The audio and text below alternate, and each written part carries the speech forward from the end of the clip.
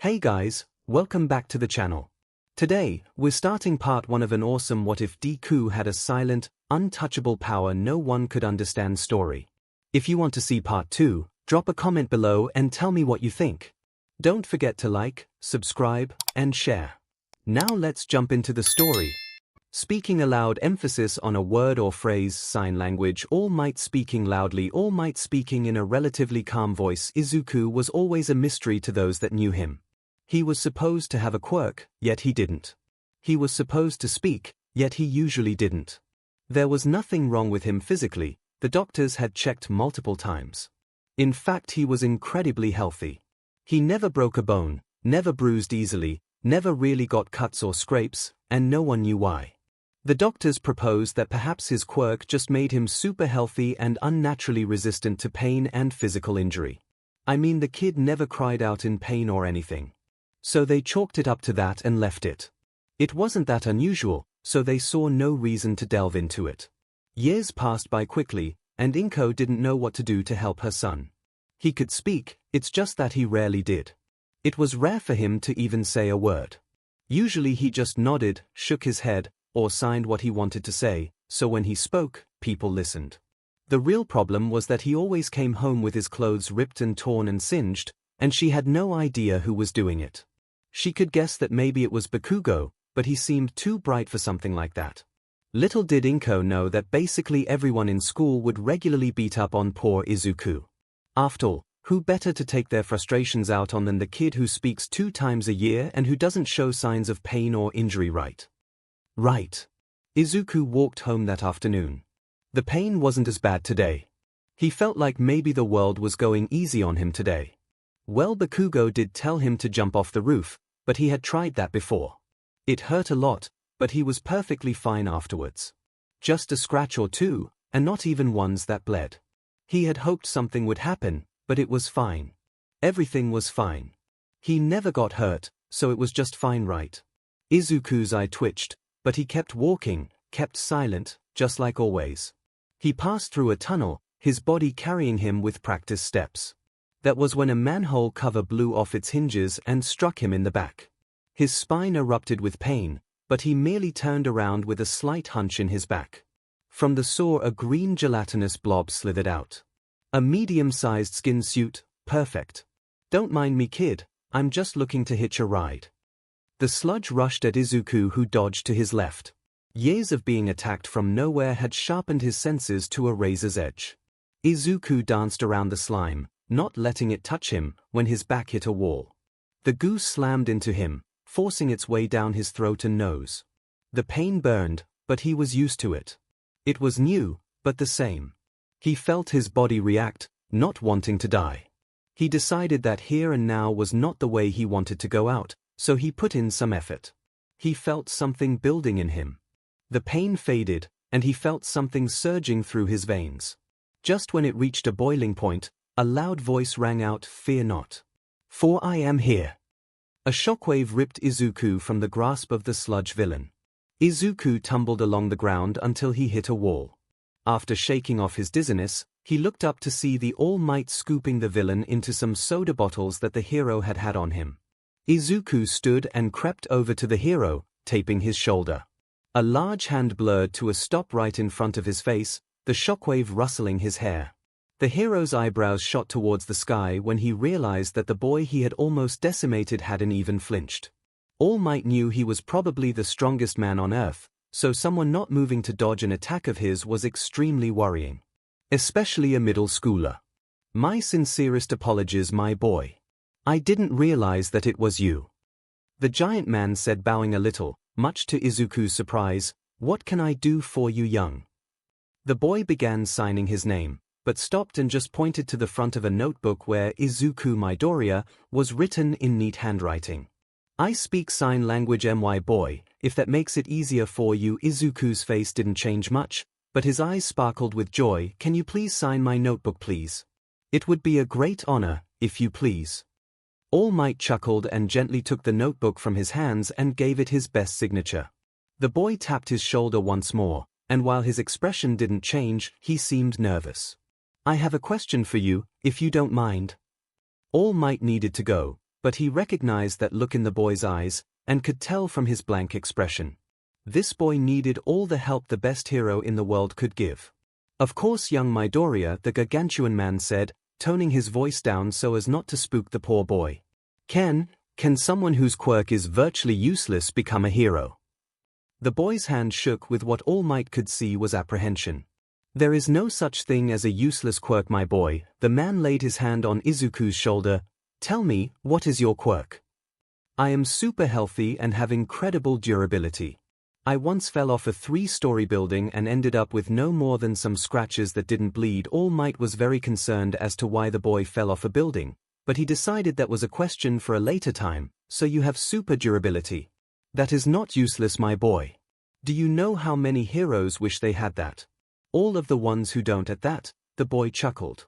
All Might didn't know why, but he felt like that was one of his more amazing feats. But can I be a hero? He looked at the man, his hero, and All Might could see his mouth waver. My boy, you want to be a hero despite not knowing if your quirk would be a good match. He nodded, tears already welling up in his eyes. Then yes, my dear boy. I believe you can be a hero. At this, Izuku started sobbing silently, latching onto the bulky hero with an iron grip. The hero softly returned the hug, rubbing his back lightly. Now I'm afraid I have to go, but I have something I want to give you. Hand me your notebook, please. Izuku nodded, slightly confused. All Might scribbled in it for a few seconds before handing the book back to him. I've written down 3 numbers there. One is to a trusted police detective friend of mine. If you are in trouble, he can help with the law. The second is the number to my high-priority help center at my agency. If you need help in any way, call them and they will dispatch a hero if you need help, or console you if you need support. Do not be afraid to call them. Finally, I left the number of my personal secretary there. He will contact you every so often to check in on you. I want you to text him your name so I can keep track of you. Izuku looked up at the hero and signed one word, Y.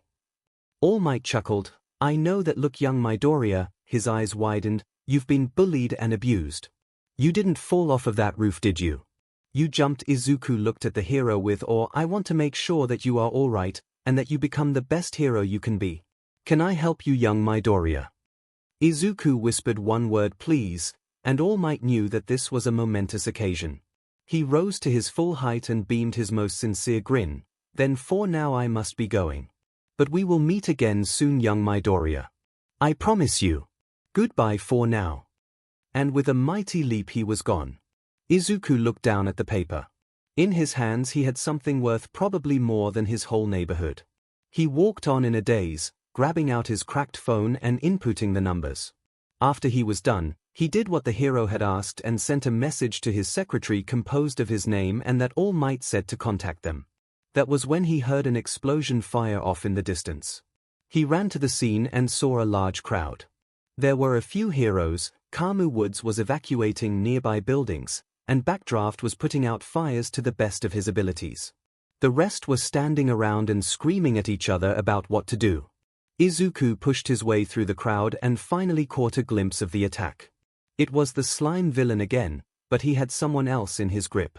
Izuku panicked internally for a moment, beating himself up for distracting All Might and letting the villain get away. That was when he saw who was being held captive. He moved before anyone could stop him. He raced much faster than a human should be able to, and skidded to a stop right in front of the villain. Reaching in, he grabbed his old friend, turned tormentor, and yanked him out of the sludge. The other teen was sent flying back into the crowd of people who caught him and made sure that he was okay. The villain seethed and swallowed him once again. This time the boiling under his skin rose with a vengeance, roiling and bubbling.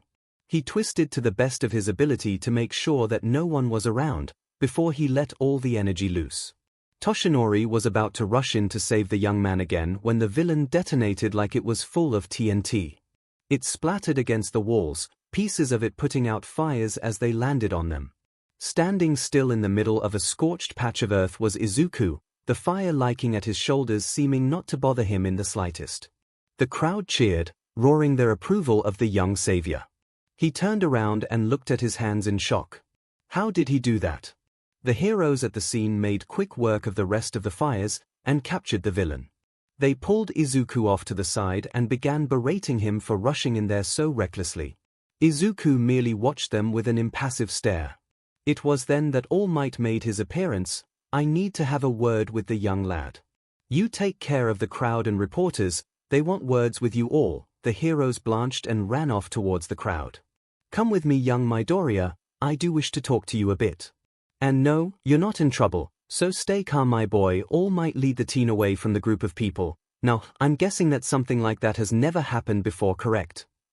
At Izuku's nod, he continued, "Then I propose a deal. I will set up a trainer for you to learn your quirk and get ready for the UA entrance exams. How does that sound? It will be your punishment for acting recklessly." Izuku could hear the mirth in the giant's voice at the last part, signaling it to be a joke about his punishment. Izuku shook his head and raised his hands up. "But I'm not worth that. I'm just some kid."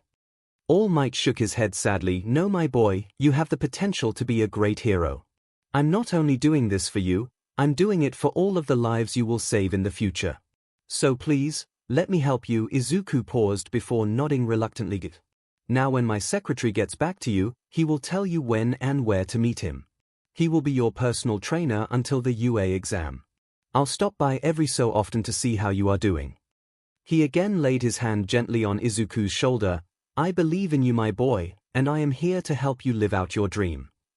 When Inko saw Izuku walk into the house with an honest-to-God smile on her face, she thought that she had died and gone to heaven. After he explained to her what had happened, she jumped for joy and hugged her son, telling him how proud she was of him. She made him his favorite food that night, and they fell asleep on the couch, cuddled up watching old All Might movies. Speaking aloud, emphasis on a word or phrase, sign language, All Might speaking loudly, All Might speaking in a relatively calm voice. When Izuku woke up the next day, he saw that All Might's secretary had texted him back, asking him to meet him at Dagobah Beach at 7 o'clock. Looking at the time, he saw that he only had a few minutes to get there, so he ran to get changed. As he was running, he felt that same boiling in his BLD, and not knowing if he would combust like he did last time, he pushed it down. He arrived at the beach extremely winded. He was resting his hands on his knees when he felt something odd. It felt like when Bakugo punched him in the chest, but multiplied 100 times over. He looked up to see a gaunt blonde man staring back at him. "You must be young Midoriya. My name is Toshinori Yagi, I'm All Might's secretary and personal trainer. He told me that recently your quirk went through a sort of evolution and I'd like to test it out before we get to training for real, if that's alright. Oh, and I forgot to mention, I can speak sign language, so that shouldn't be a problem." Izuku did his best to focus on Mr. Yagi's words, but he was constantly distracted by the pain. Something in him told him to touch the man. He walked over and gently touched the man's shoulder, earning him a confused look. He felt the pain throb in his chest before it dissipated. He looked up at Mr. Yagi and saw that he was staring at him in shock. He started to sign an apology when Mr. Yagi stopped him. "Young Midoriya, you just took away my pain, something that not even the strongest medication can achieve. Are you feeling all right my boy?" Izuku nodded. "I'm fine, but I can feel something. Try moving it at the debris over there," Mr. Yagi said, pointing to one of the many piles of trash. Izuku felt the power inside his veins roiling and bucking, trying to get free. He gestured for Mr. Yagi to stand off near another trash pile that was decently far away before he pulled out his phone. He quickly typed into it, finding the audio that he wanted. He pressed play and tossed his phone to Mr. Yagi. He pulled back his fist, brow furrowing into a scowl as a grimace pulled across his face. "Falcon! Punch!" His phone screamed as he threw his fist forward, his fist blurring. Fire spewed from his outstretched fist as a shockwave ripped through the mound of garbage. The punch obliterated all of the trash within 10 feet of his fist, the rest being blown towards the ocean. He shook out his fist, which was slightly burnt, and looked back at Mr. Yagi. Mr. Yagi had dropped his phone into the sand, and was standing there slack-jawed. Izuku lifted his hands, his right shaking a little from the pain of the punch. "I think that my quirk turns pain into energy. That was using just the pain that I got from you. I have a lot more energy to spare." "So you lit your hand on fire and threw a super strong punch. That is incredibly impressive, young Midoriya." Izuku shook his head. "No, my fist just traveled so fast that it caught fire. Though I might be able to create fire." That was my first test. I just allowed my body to take control. Mr. Yagi blanched at the thought of fighting someone with this quirk.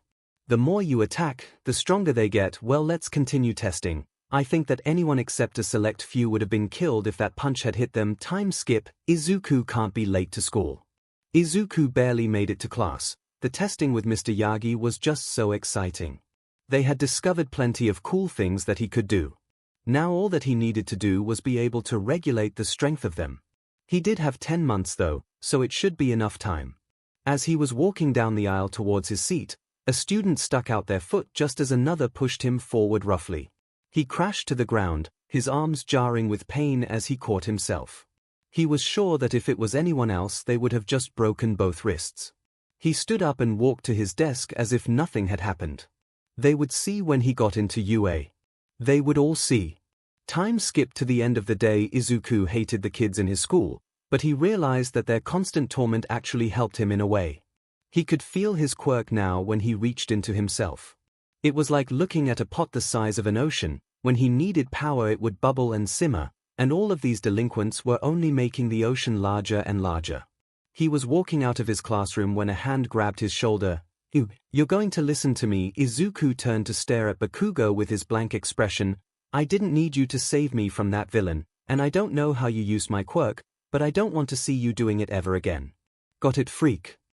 Izuku merely nodded, hoping that he could leave without getting beat up again. As much as it would benefit his quirk, he really didn't want to feel any more pain today. Thankfully Bakugo seemed content to just walk off, so Izuku wasn't going to complain. A few months later Izuku had been working with Mr. Yagi for a while now. He had made a plan to clean the beach and test Izuku's quirk. Every day Izuku would take Mr. Yagi's pain and do his best to control how much he used when doing various tasks. He was getting better at it too. At first he could only use all of what he got from the man or none at all. He had done so well that Mr. Yagi said that All Might was going to come and train with him instead of Mr. Yagi that day. Izuku stretched at the beach that morning, feeling his quirk froth within him, when All Might landed nearby. Izuku looked over at the man and instantly knew that something was amiss. That was Mr. Yagi. "Greetings, young Midoriya, how are you this morning?" Izuku said and signed nothing as he walked up to the man, slapped his hand on the man's stomach and walked off. All Might felt his pain disappear and his smile fell. Right, the kid could sense pain. "Young Midoriya, please wait." Izuku stopped and turned around, a slight scowl present on his usually unchanging face. All Might knew that he had royally screwed the pooch. "Yes, I am Yagi, but I have to keep it a secret. You understand, don't you?" Izuku nodded, but his expression didn't change. All Might sighed, allowing his form to shrink. "I won't lie to you again, I couldn't let you see me this way, my boy. I know that you look up to me and I didn't want to disappoint you." A warm hand laid itself on Yagi's shoulder and he looked up. "I understand," Izuku whispered. "I am not disappointed in you. You are my hero." The emancipated man smiled. "Now that that's out of the way, let's just get on with training, shall we?" Izuku nodded with a small smile, his eyes squinting in happiness as the man taught him what it was like to have immense power at your fingertips. Another time skip, day of the UA entrance exam. Sorry for the skips, I just don't wanna spend too much time on this part of the fic cause I don't wanna spoil some of the upcoming events. Yagi pulled up to the beach to see a large pile of trash ready for pickup. At the top he saw Izuku sitting and watching the sunset. He activated One for All and jumped up to stand near the boy, deflating once he landed. Without even looking, Izuku sapped his pain away. "I can never thank you enough for constantly doing that, my boy." No matter how many times Izuku signed that the boost to his quirk was thanks enough, Yagi didn't stop thanking him. "Now it's time for the exam. Do you feel ready?" The boy nodded. "I've been trained by the best hero in the world. I'm ready." Yagi smiled and rustled Izuku's hair, earning a rare playful pout from the boy. Looking at the boy, he realized that at some point he had filled out. Even in his loose-fitting tracksuit, Izuku's muscles strained the fabric in places. He had grown taller, now at around 175 centimeters 5 feet 7 inches. For us stupid Americans, he had lost most of his baby fat, his jawline more pronounced. Yagi smiled softly as he realized that the boy he had taken under his wing was rapidly becoming a man.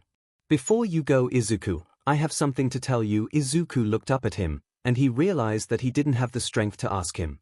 He knew that the boy was going to be a great hero already. I'm going to be a teacher this year, but I won't be one of the judges. I wanted to make sure that you were aware. It might take me a while to get back to you after the exam, okay? Izuku nodded and stood up, brushing the grime from his breathes. Now it's time for you to tell them that you are here.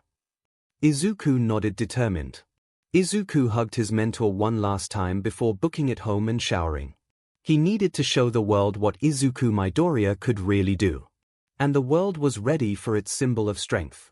Speaking aloud, emphasis on a word or phrase, sign language, All Might speaking loudly, All Might speaking in a relatively calm voice. Izuku made it to UA with plenty of time to spare. He took a step toward his destiny and immediately slammed face first into the ground. Ouch! Are you okay, dude? A soft pair of hands grabbed his arm and gently pulled him to his feet. Izuku stood up with the help and brushed himself off. He looked over to see the cutest girl he had ever seen. Her short purple hair framed a face that was as strong as it was appealing. Her slender body showed muscle definition that came from hard work, and her hands were strong and calloused. Izuku didn't speak much, but the sight of her forced a soft word from his lips. Gorgeous. The girl blushed heavily and looked at him like he had gone insane. Did your brains get rattled there? Izuku shook his head. No, I'm pretty much immune to all blunt force injuries. The girl raised an eyebrow. Well, that's a neat quirk. Now let's get inside her greenie. Izuku nodded, signing. My name's Izuku Midoriya, nice to meet you. He bowed slightly. Kyokajiru, and thanks for the compliment I guess. They walked together to the sign-in. Unfortunately they were in separate rooms for the written portion, so they parted ways with a small wave. Izuku hoped that he would see her again. She was fun to be around. For the short time they had been together, she had laughed at his jokes, and had cracked a few that had even made Izuku smile a little. The written test was incredibly easy. The boy was very diligent in his studies, so he was waiting in the presentation area for the practical exam for a while. Soon he spotted a familiar purple head of hair walk in and spot him. She plopped down in the chair next to him and kicked her feet up on the table in front of them, revealing a pair of black combat boots with silver studs. How did you do, Greenie? The corner of Izuku's mouth tilted up and he gave her a thumbs up. That was when the lights dimmed and Present MIC walked on stage. After a lackluster greeting, he explained the rules of the exam and how the robots worked. One of the students made a ruckus as he questioned about the fourth robot that Present MIC was just about to explain.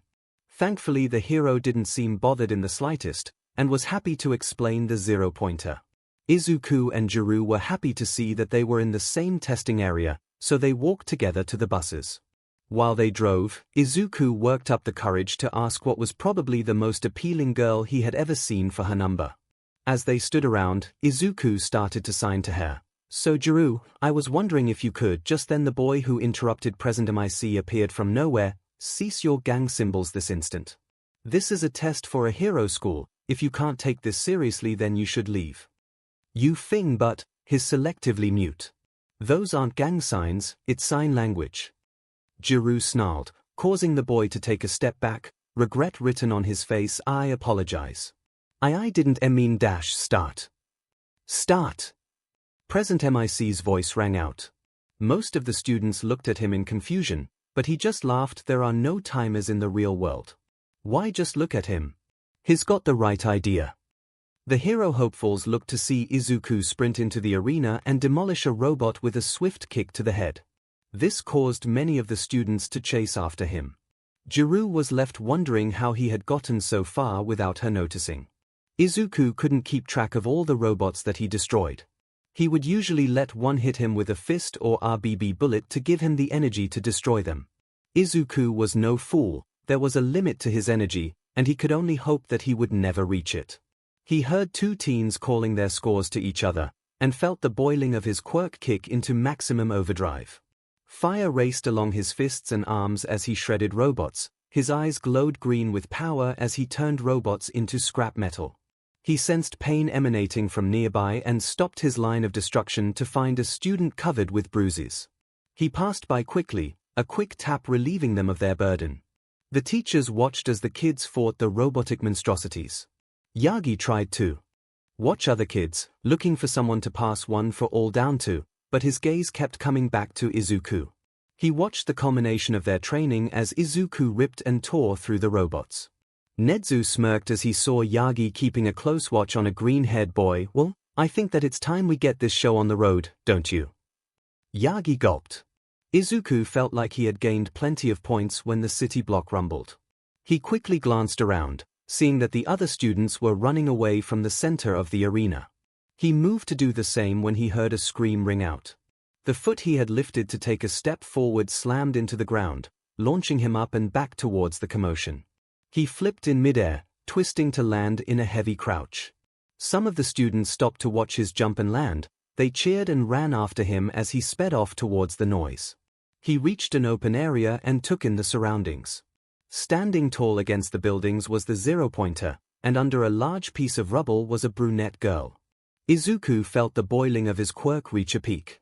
Jiru watched with the crowd as Izuku spread his hands wide, brilliant white light emanating from them.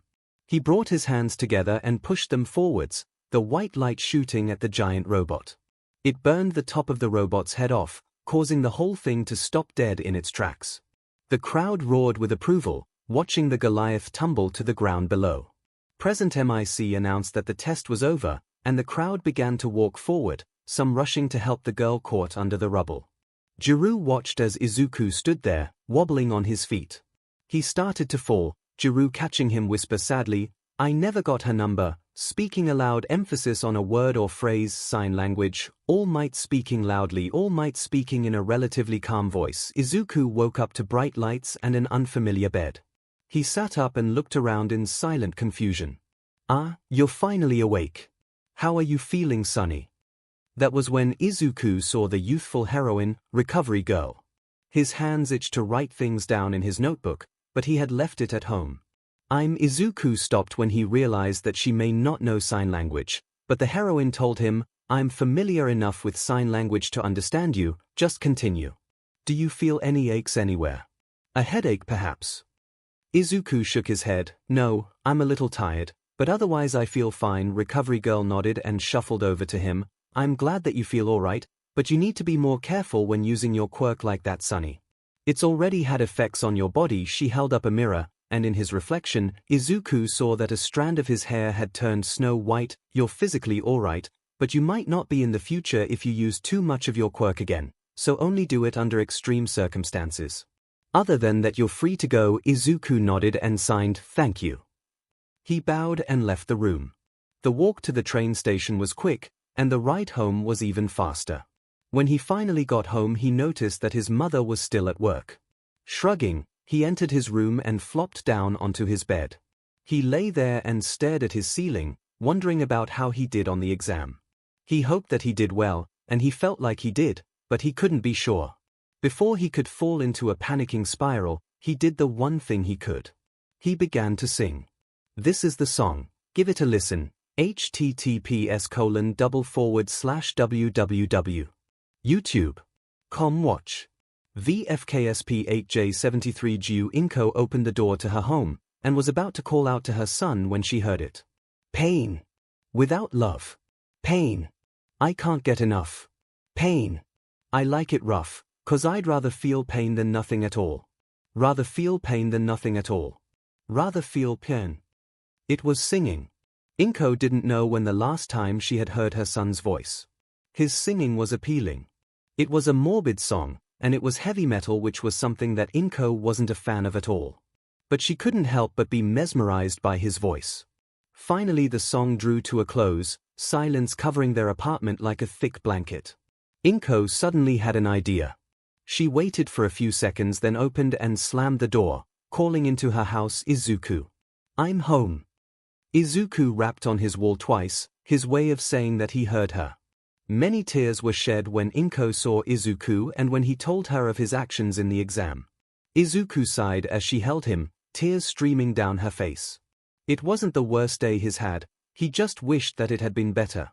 Speaking aloud, emphasis on a word or phrase, sign language, All Might speaking loudly, All Might speaking in a relatively calm voice. Waiting for his results wasn't as difficult for Izuku as it was for most people. He knew that he had done well, and now he just had to wait and see if he got in. Finally his mom called him from the front door. "Izuku, your results are here." Izuku calmly exited his room and took the letter from his mother. "Thank you, Mom." He retreated to his room, telling his mom, "I'll read this and tell you what it says, that way you don't drown the paper before I can read the whole thing." His mother gave a nervous giggle and nodded. Izuku entered his room and sat at his desk.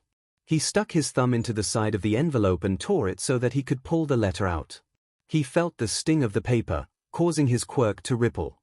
He turned the envelope over and shook, but instead of a letter, a small disc fell into his open palm. He set it on the table and watched as it flared to life. "Greetings, young Midoriya." Izuku backed away from the loud disc, a hologram of All Might appearing above the disc. "I am here to give you your test results. Sorry for yelling, it's just something that I must do to introduce myself. I hope you understand." Izuku nodded even though he knew that All Might couldn't see him. "Anyways, let's get right into it. You did very well on your tests. You got a 97% on the written exam, matching many with intelligence quirks. Very impressive. On the practical you obtained a total of 60 villain points. A very impressive feat by itself, but there was a hidden part of the test, rescue points." Izuku tilted his head in confusion. "We are a hero school, it would be a shame if we ignored heroic behavior. The judges have ruled that with all of your actions during the exam, taking people's pain, helping them where possible, and defeating the zero-pointer to save other students should not go unrewarded. They have given you 70 rescue points, making your total." All Might pulled out a sheet of paper from behind his back and squinted at it. 130 points. Beating out even my own score when I was your age and claiming the top score of all time." All Might glanced behind the camera before leaning in and stage whispering, "Good job, my boy, I'm very proud of you. Now I must record more videos. Welcome to your hero academia." Izuku's lip twitched, a small smile appearing on his face before he quickly schooled his expression. He stood up and walked out of his room. His mother was sitting on the couch, biting her fingernails when he came out. He raised one eyebrow at her, and she chuckled ashamedly, putting her hands in her lap. "I got in." Izuku signed. "I got the highest score of all time." Inko's jaw dropped. "You what?" Izuku blinked. "I got in." Inko swiped her hand to the side. "No, the other thing." Izuku shrugged. "I got the highest score of all time." Inko hit the floor in surprise. Not only did her son get the highest score in UA's history, but he also spoke to her. She was over the moon. "I'm so proud of you," she cried as she grabbed him in a hug. He froze up, waiting for her to let go. She finally pulled away and held him at arm's length. "I'll make katsudon for dinner to celebrate." She rushed off to the kitchen, not noticing the breath of relief that Izuku let out when she left. He fell onto the couch, looking at his hands. He was doing it. He was going to be a hero. He sighed. Hopefully everyone in his class would be good people. Last thing he needed was another Bakugo. The next day Izuku's hands hurt from trying to keep up with his mother's questions, but he finally got out of the house. When he approached the UA gate, he felt himself staring. He was here, after 8 long years. Don't think about him, you know what happens when you do. He wandered around for a bit before he found his room. The door was massive, but he rationalized that that must be for larger students. He slid the door open and slunk inside, hoping that no one would notice him. He looked around at the students that were already there, and he was immediately filled with dread. Not only was the blue-haired boy from the exam here, but so was Bakugo.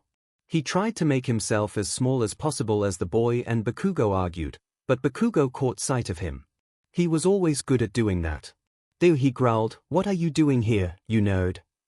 Izuku merely hung his head, waiting for his inevitable beat-down, when something interrupted them. "I am so sorry," the blue-haired boy exclaimed, falling into the Dejiza position. "It was wrong of me to assume that you were using gang signs. I deeply apologize." Izuku backed up until his back hit the wall. His breathing picked up, and his heart hammered in his chest. He saw Bakugo get out of his seat with bared teeth. Before he could panic anymore, a voice rang out, "You're right, you're sorry." Izuku looked over to where the voice had originated, and he saw her. "How did you not realize that was sign language?" "Geez." Jiru looked at him. "You feeling all right, Greenie?" Izuku brought up his hands, but he was shaking too much to sign. He nodded and did his best to sign, "Thank you." She nodded with a concerned frown. That was when the door flung open, a brown-haired girl with a piece of toast in her mouth huffing deep breaths. She looked around the room before spotting Izuku. The toast fell out of her mouth and she ran over to stand next to him. "It's you. You destroyed the 0-pointer." The rest of the people there whispered amongst themselves. Izuku was too busy trying to back away from the too close girl. "If you're here to make friends, then you can leave," a gruff voice called from the door. "Also, whoever dropped their toast, put it in the trash or you're expelled." The class looked down and saw a yellow caterpillar on the ground. Suddenly the caterpillar opened up to reveal a homeless-looking man. "Put these on and meet me outside in 5 minutes," he said, plopping some gym clothes onto the podium at the front of the room before walking out. Izuku snatched his and used a bit of his quirk to get to the locker rooms before the rest of the class. The other boys walked in just as he slid his shirt over his torso, not letting them see his "No, none of that, you don't have time to think about him." He sped out to the fields, noticing that he was the first there. The homeless man was standing there, and he looked at Izuku up and down. He didn't seem angry, but he had a small glare on his face. Izuku blinked at him, but said nothing, as usual. The other students began to trickle in, Jiru coming over to stand next to him. "How are YA doing, Greenie?" she asked, standing at a comfortable distance away from him. He gave her a thumbs up, a small quirk in his lip telling her that he was grateful for the few feet of space between them. She smiled back. "Good, if you need help give me a sign, okay?" He nodded, and turned his attention back to the strange man. "My name is Mr. Aizawa, I'm your homeroom teacher. Now let's get this show on the road." He turned to Izuku and spoke as he signed. "Midoriya, you got first in the entrance exam. What was your furthest ball throw in middle school?" Izuku's lip twitched again, and he signed back, 40 meters, sir. Also, I am selectively mute, not deaf. Thank you for trying to include me though, I greatly appreciate it." Aizawa nodded. He said 40 meters. "Well, now try it with your quirk. As long as you don't leave the circle, you can do anything you want." Izuku grabbed the ball from his new likely favorite teacher, and entered the circle. He pondered how best to do this before holding the ball under his arm. "You all will want to back up, and Jiru might want to cover her ears." Aizawa relayed his message to the class, who backed up. Bakugo, however, took a few steps forward. His not that powerful Izuku sighed and wound up. His eyes glowed green, white jagged lines shot down his arm as he leaned back. He held his position for a second before his arm rocketed forwards. The second the ball left his hand, it broke the sound barrier, releasing a boom that rattled the nearby windows and blew his class back a bit. Izuku watched as the ball caught fire and continued to disappear into the sky. He turned to his class and almost winced. Jiru was holding her ears and kneeling on the ground, obviously in pain. He raced past a dazed Bakugo with his legs up in the air. He skid to a stop in front of the girl and gently grasped her hands. He felt his ears ring and sting like someone had punched them. Jiru looked up at him, and he whispered, "I am so sorry." She shook her head and gave him a lopsided smile. "It's okay, you did warn me." The class crowded around them, talking about how cool Izuku's quirk was. It was clearly making him uncomfortable, but before Jiru could say anything, a growl rang out, "Deku." They all turned and saw a very angry Bakugo storming over towards him. "You shouldn't be that strong. How did you cheat, you mother fuc?" Before he could continue, he was wrapped up in a grey scarf. "Watch your mouth, Bakugo, or there will be consequences. Midoriya didn't cheat, he just used his quirk. Now this is what you should strive for." He held up his phone, on it was the infinity symbol. "You must use your quirk to its fullest. Midoriya just launched his ball into orbit, so he's on the right track. Now let's move on." "Oh yeah, definitely his favorite teacher, and whoever comes last will be expelled. Welcome to UA. Let's leave it at maybe for now." First was the 50-meter dash. Izuku was unfortunately paired with Bakugo. The other teen smirked and held his hands behind his back. Izuku sighed and got into a runner stance, the same white lines appearing on his legs. The gunshot rang out, and Bakugo released a large explosion, but before he could even move forwards, Izuku shot past him. He took 2 steps, and he was on the other side, the reader saying 0, 5 seconds. Bakugo passed the reader, not even paying attention to his score as the other students congratulated Izuku for his impressive score. For us Americans, that's over 200 miles per hour. Next was the long jump. Izuku leapt about 50 meters, cracks forming when he landed. After that was the grip strength. He broke the machine without even really trying. Then came the seated toe touch, which he did all right on. Next was sit-ups. A kind boy named Kirishima challenged him to a sit-up contest, and Izuku easily outstripped him. Then they did the long-distance run, Izuku getting beat by a black-haired girl named Yorozu who pulled out a moped from somewhere. Izuku sat out of the ball throw and watched his new classmates with their quirks. Juru couldn't really use her quirk for many of the tests, so she didn't do super great, but she was definitely not doing horribly. The last person to do the ball throw was Bakugo. Izuku saw the look in his eyes and quickly threw his hands over Juru's ears. The explosion roared as it launched his ball an incredible distance. "Thanks, Greenie, that would have hurt," Juru said with a grin. "You know what? You're all right, kid." She nudged his side with her elbow, and Izuku's lips turned into a small smile, and Juru beamed, "I'm getting you to smile more, and that's non-negotiable." Izuku rolled his eyes and followed his classmates to the scoreboard. He unsurprisingly got first, Yorozu right behind him. "Mineta, you're expelled," Aizawa said coldly. The boy sputtered, but I didn't get last." Aizawa loomed over him. "You didn't get last, that is true, but you attempted on several occasions to grope various girls. You're expelled from UA, and you should be lucky that I'm not arresting you for attempted SXL assault. Now get out of my sight." The class glared at the small pervert as he left. "Now, as for last place. 𝐔𝐸𝐽, you are safe. That was just a logical ruse to get you all to do your best." The class chatted happily as they returned to the locker rooms. Izuku was a fair distance ahead of them, hoping to at least change shirts before the other boys got into the room. As he entered, he noticed that something wasn't right. A vent was open, and he heard something banging around in it. He left the locker room and stopped the girls from entering their side. "What is going on? Is something the matter, Midoriya?" Yorozu asked. "I think that Mineta is crawling through the vents to try and spy on you. When you go in, don't change. I'm going to catch him, if that's all right." "Of course," Juru translated for them. A pink girl named Mina grew a devilish smile. "I have an idea." Mineta smirked as he got into position in the vents above the girls' locker room. "I mean, if he wasn't allowed to be in the hero course, the ladies could give him a show to make up for it, right? I feel gross just writing this. Please don't crucify me. I prefer the guillotine." He could hear the girls enter the room, and his smile grew larger. The hot pink one stood directly under where he was. "Too bad about that Mineta guy, he was kinda cute. I would have let him get a feel in if he had just asked." "Oh well." She gripped the edge of her shirt and pulled it over her head, revealing a black sports bra. Mineta broke through the vent, landing next to the girl. "I just have to ask, right?" He drooled, looking her up and down. She turned to look at him with an evil smile. "Nope, I lied." She pointed behind him, and suddenly he felt an overwhelming pressure. He slowly spun around, seeing Izuku leaning over him with a glare. Kirishima was looking all over for Izuku, but he couldn't find him anywhere. He was so manly. "I was hoping to get his workout routine. Maybe we could work out together." "Oh well, maybe I'll catch him tomorrow." That was when the nearby wall exploded and something small slammed into him. He looked down at a very unconscious Mineta, and looked up to see two glowing green orbs hanging in the dust. Izuku walked through the new hole in the wall, grabbed Mineta by the front of his shirt and carried him off.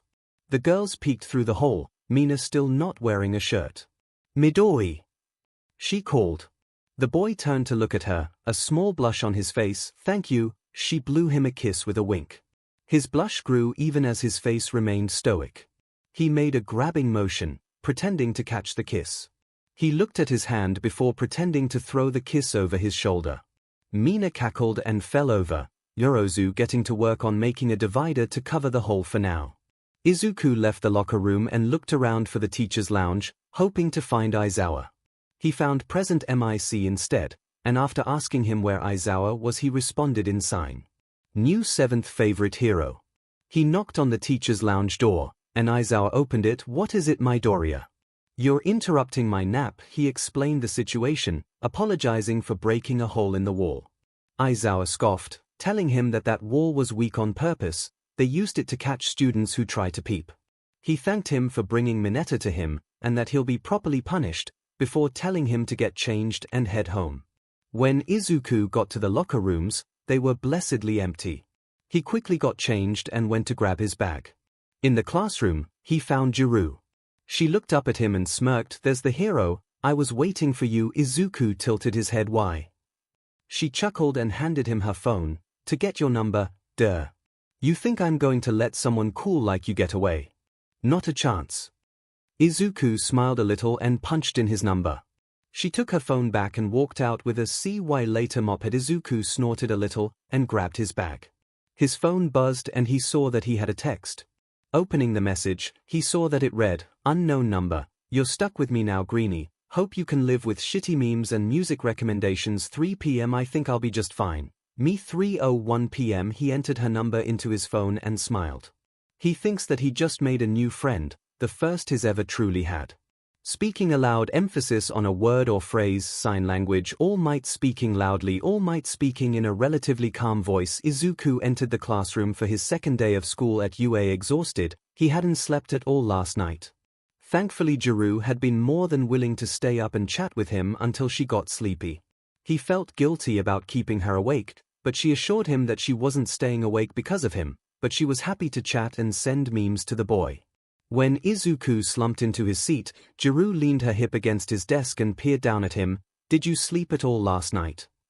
Izuku raised a single hand and made a pinching motion, the sign for no. Juru scared a breath through her teeth. "That's rough, buddy." Izuku rolled his eyes at her old school meme, but his eyes widened when she set down a can of coffee. "Next time I have a bad night you buy me one. Sound fair?" Izuku gave a very small smile and nodded. They sipped their coffee as they watched the other students file in. After everyone entered, Ashido being the last to rush in, Juru left to sit in her own seat. The day was a pretty normal school day. The classes were all what you'd expect for a high school, just taught by heroes. When the lunch bell rang, Izuku sighed and got up. He had to be first, then maybe no one would pick on him.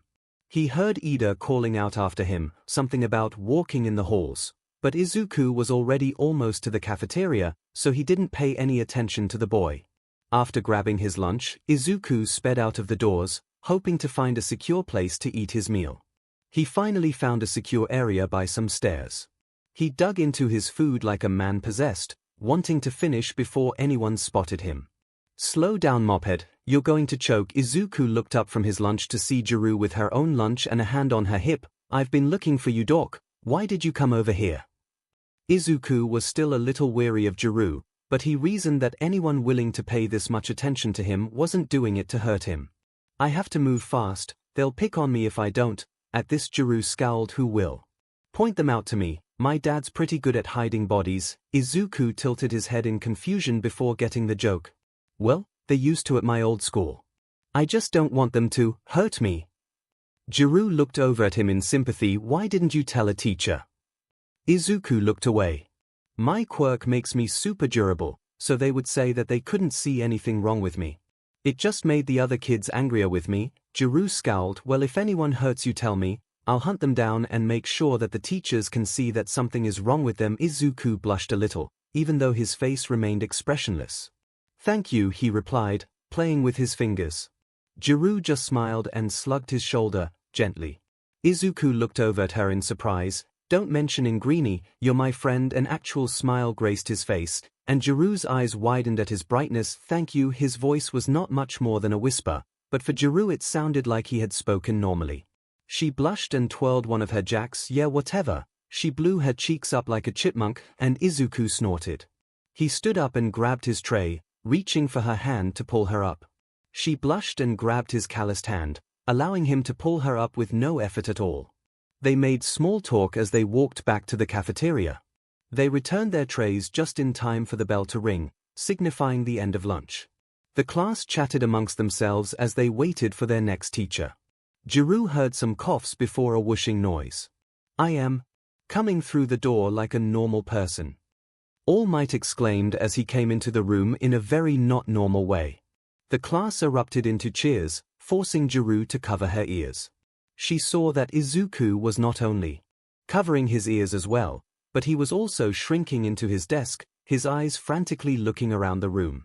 All Might tried to rein the class under control, but before he could, 𝐤𝐸 stood up in her seat. "Hey, shut up." The class immediately went silent, looking at her. She glanced at Izuku, who was still looking panicky, but he seemed to be calming down.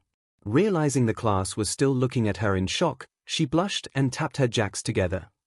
All Might was trying to say something. All Might smiled. 𝐤𝐸 noticed that his glowing blue eyes seemed to dart to Izuku for a split second. "Thank you, young 𝐤𝐸.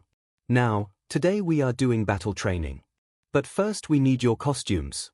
Put them on and meet me out at training ground beta." With that he rushed off, 𝐤𝐸 hearing his footsteps echoing down the hall. The students rushed to get their cases, and 𝐤𝐸 wanted to go with them, but first she had a friend to comfort. "Are you doing okay, Aizu?" 𝐤𝐸 asked, using a sign for his name instead of spelling it out. Izuku looked up at her and nodded. "Thank you." Again, 𝐤𝐸 smiled and replied, "Don't worry about it, Aizu. Do you want me to get your case for you?" Izuku hesitated. When 𝐤𝐸 signed, "It wouldn't be any trouble," he nodded. "Thank you, I like the nickname too." 𝐤𝐸 realized that she kept signing a short version of his given name, not his family name, and blushed. "Well, maybe I'll use it sometimes." Green Bean Izuku gave an amused huff and nodded. After grabbing his case, they both headed down to the locker rooms. 𝐤𝐸 saw that Izuku seemed to flinch away from the doors. "Hey," she laid a gentle hand on his arm, blushing at his very defined bicep. "If you need help, just make a loud noise and I'll bust through that door and kick some butt." "Okay, Aizu." He blushed at the new nickname, and nodded. "Thank you, Kyo." 𝐤𝐸's blush deepened. Of course, they entered their respective locker rooms, and Izuku immediately felt the panic slip in. Almost all of the boys were still here, including Bakugo. He found a secure corner and began getting changed. Bakugo looked over at Izuku just before his costume's shirt slipped over his torso. What he saw confused him. His back was covered in strange crisscross lines that looked as though they were raised off of his skin. What really confused him was that he couldn't picture how Izuku had gotten these markings. The blonde teen gazed around the room, seeing that no one else had noticed. He shrugged. "They're not his problem." Izuku's costume was cool, he guessed. He didn't design a costume, merely describing how his quirk worked and that he wanted his whole body to be covered. First was a red bandana. It stretched across his eyes, the two eye holes allowing him to see, and it covered his hair. The two strings to tie it together fluttered a little behind him. Find a picture of Wesley from The Princess Bride with his mask on. That's what it looks like. Next was his shirt. It was BLD red and had a dark silver rendition of his skeleton etched into it, the ribs wrapping around his sides like an iron cage. After that he had his breathes. They were also BLD red, skeletal legs stretching to meet his feet. Then came his belt, the same dark silver as the skeleton imprints, a crimson gem acting as the belt buckle. He slipped on large dark silver combat boots that went up to his knees. Finally there was a pair of metal gauntlets. These gauntlets were the same silver as the rest of his costume, but they were designed oddly. They appeared to be made up of a bunch of needles on the outside of his arm, like porcupine quills, and on the inside of his arm was a flat metal sheet. He looked into his case, seeing a note. It read, "Dear Izuku Midoriya, these braces are made to inflict pain on both yourself, as well as your enemy. Simply press the button located between your ring finger and middle finger, and the needles will bristle so that they will stab anything that comes into contact with them. This will push them into your arms, your natural durability stopping them from breaking the skin, but causing you mild pain, boosting your quirk.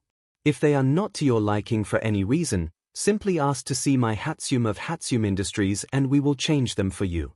Have a splendid day." Izuku tilted his head at the gauntlets, actually thinking that it was a good idea, if a bit sadistic. He pressed the button, and watched as the needles immediately moved to point diagonally from his forearm. Nodding to himself, he pressed the button again, collapsing them. He walked out before the other students, naturally changing faster out of necessity, and he made his way to where his mentor stood proudly. "Hello, young Midoriya. Your costume is very cool." All Might flashed him a smile and a thumbs up. Izuku merely huffed in slight amusement and touched the giant's hand. stealing away the man's pain with a small grunt. All Might sighed, "Thank you for that, young Midoriya, but you shouldn't carry my pain." Izuku shook his head. "It helps both of us, it is no trouble, and it fades quickly." All Might raised an eyebrow, but didn't comment as he witnessed the other students begin to trickle in. All Might explained the rules to the class, describing the heroes versus villains game training that he had prepared. "One of you will unfortunately be on your own as we have 19 students, but I'm sure that student will be just fine." The class sweat dropped, but couldn't think of a better solution. They drew lots, Jiru translating for Izuku to explain to Ida that it was a good simulation of how heroes have to work with random partners in the field. Izuku looked around for his teammate, but saw that everyone had a partner already. It seems that young Midoriya will be on his own this time. "Next time, however, I will make sure you end up on a team, I promise." All Might felt bad about Izuku being the one by himself, but he could handle himself well enough. Uraraka is with Momo instead of Mineta this time. "Now to see which teams will face off first," All Might said, reaching into the villain box and pulling out the letter young Bakugo and young Ida will be the villains first. Now for the heroes. When All Might pulled the ball out of the hero box, his smile twitched for a second, and the hero will be Team D, young Midoriya. Izuku's heart dropped, even as his face remained free from expression. This was not going to be fun. Speaking aloud, emphasis on a word or phrase, sign language. All Might speaking loudly, All Might speaking in a relatively calm voice. All Might led the teens to where their battle will take place. He did his best to keep a smile on his face, but it was hard to throw Izuku at his old bully so soon into the year. And by himself. He couldn't show favoritism, however. He waved at the two boys as they entered the building, quickly turning back to Izuku. "Listen, my boy, if you need to stop at any time, just use the sign for help. I will end the battle and you won't receive any punishment, do you understand?" Izuku looked up at his mentor and shook his head. "I couldn't do that, the class would know that something is up. I will just have to do this." All Might sighed and nodded. "You're right." As always, Izuku's face was unchanged, but All Might could see the amusement dancing in his eyes. "I believe that you can do this, my boy. Show them what you can do." Izuku nodded and fist-bumped the hero. When All Might returned, the students were chatting away about random things. The man walked up to the monitors and saw that there was only a few minutes left before it was time to start. He watched the monitor with Izuku on it, and saw that the boy was fiddling with his gauntlets. "Excuse me, All Might, sir," a voice called from his side. He looked over and saw Jiru watching the monitors as well, though she was glaring at Bakugo as he shouted at Ida, "Are you sure this is a good idea? Midoriya is outnumbered. Surely there is something that could be done to help him out." All Might shook his head. "No, we don't have any way to fairly rebalance the teams. Besides that, young Midoriya was adamant that he could do this. We just have to trust that he knows what he is doing." Jiru nodded sullenly before walking back over to stand by her partner. Yorozu and Uraraka stood nearby, discussing their plans for being the heroes and villains. Jiru hoped that she wasn't against them. "Start!" Izuku heard the words and resigned himself to his fate. This was going to hurt, but this time he wouldn't allow Bakugo to push him around. He entered the building, his movement so quiet he could hear Bakugo pacing above him. Perfect! Bakugo knew that he was going to have to find the nerd. After all, he had always been quiet and meek. There was no way that he was going to make the first move. Just as Bakugo had that thought, a metal hand erupted from the floor beneath him and yanked him down. The floor caved underneath him and Bakugo coughed at the dust in the air. That was when he caught sight of Izuku, his green eyes like headlights in the dusty room. "There you are, Deku. I don't know how you cheated and got in here, but I'll show you your place again." Bakugo lunged forwards, his right fist shimmering in the heat of the explosion about to pop from his hand, as a stepping stone. Izuku's body glowed with faint white lines as he stepped past Bakugo's attack, grabbed his arm and slammed him into the ground. Bakugo coughed and rolled over, seeing the glare on Izuku's face. He rocketed off an explosion, creating a smokescreen between the two boys. Before he could move though, a foot slammed into his chest, launching him backwards. He hit the wall at the end of the hall and bounced off of it. Izuku appeared in front of him, the white lines illuminating the skeleton of his costume. Izuku took hold of Bakugo's wrist and whipped around, throwing Bakugo down the hallway. Bakugo let off an explosion to slow himself down, and another to launch him higher in the air. As he did, Izuku blurred into existence below him, missing him with a punch. Bakugo let off a large explosion beneath him, knocking Izuku to the floor. The boy dug his fingers into the ground and pulled himself away from the incoming explosion. Izuku flipped over and tried to perform a kick like a kangaroo. Bakugo caught his feet with his hands and lifted him off of the ground, yanking him into a nearby wall. Izuku's expression remained a determined glare, even as he was slammed into the wall. Bakugo punched him in the stomach with a large explosion, burying him into the concrete. Izuku hit the wall with his fist, causing it to crumble around him.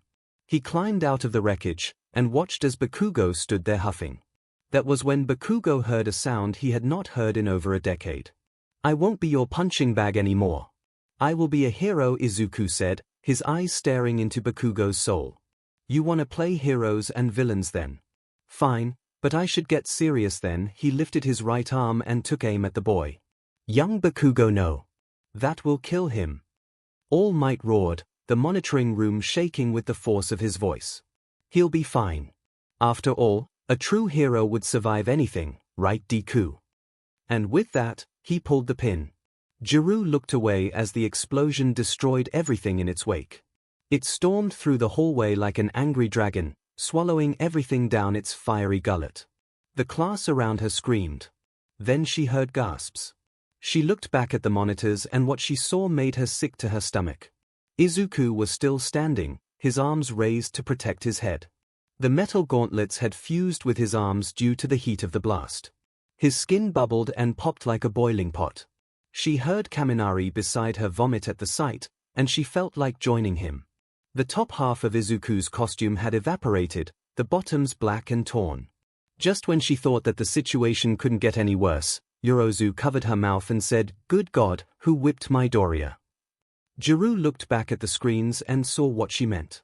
Across Izuku's back was a network of scars. It was obvious that someone had whipped the poor boy, and with his durability it must have been hard enough to break boulders.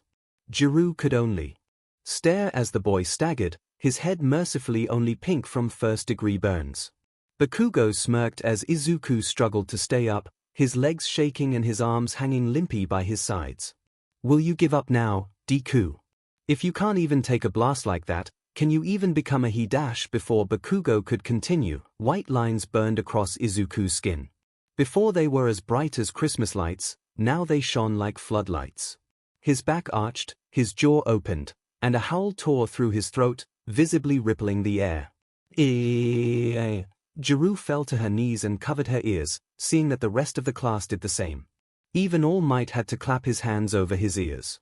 The sound cracked the monitors in the room, and Jiru could see Bakugo smash through the wall behind him and rocket across the street. Ida latched onto the nearest pillar as his visor shattered from the sound. Izuku's world was pain. He couldn't see. He couldn't hear. He couldn't smell. He couldn't feel anything but searing, burning, all-encompassing pain. He knew where he was in the building, so he crouched down before leaping up. All Might watched as Izuku crashed through the floors until he burst through the room. His body was now literally on fire, the lines burning much like Endeavor's costume. He fell down until he was back inside the building before pushing off of the air and breaking through the wall in front of him. All Might was out of the building before the class could blink. Ida's eyes widened as Izuku crashed through one of the walls, fire wreathing him like an angel of vengeance. He flew past him and grabbed the fake bomb, breaking through the wall on the other side of the room.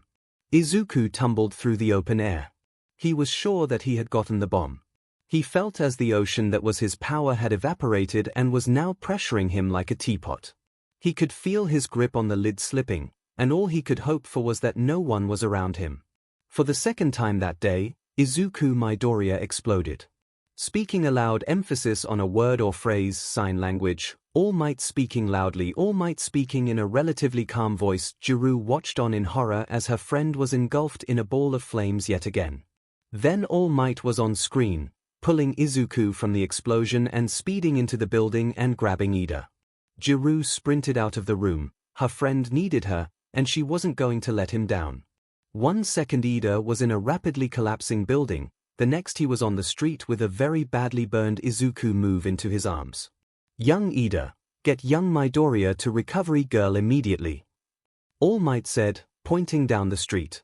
Ida crouched before pushing his engines to the limit. His legs would hurt later and his engines would probably be out of commission for the rest of the day, but Izuku needed him. Bakugo pulled himself out of the rubble.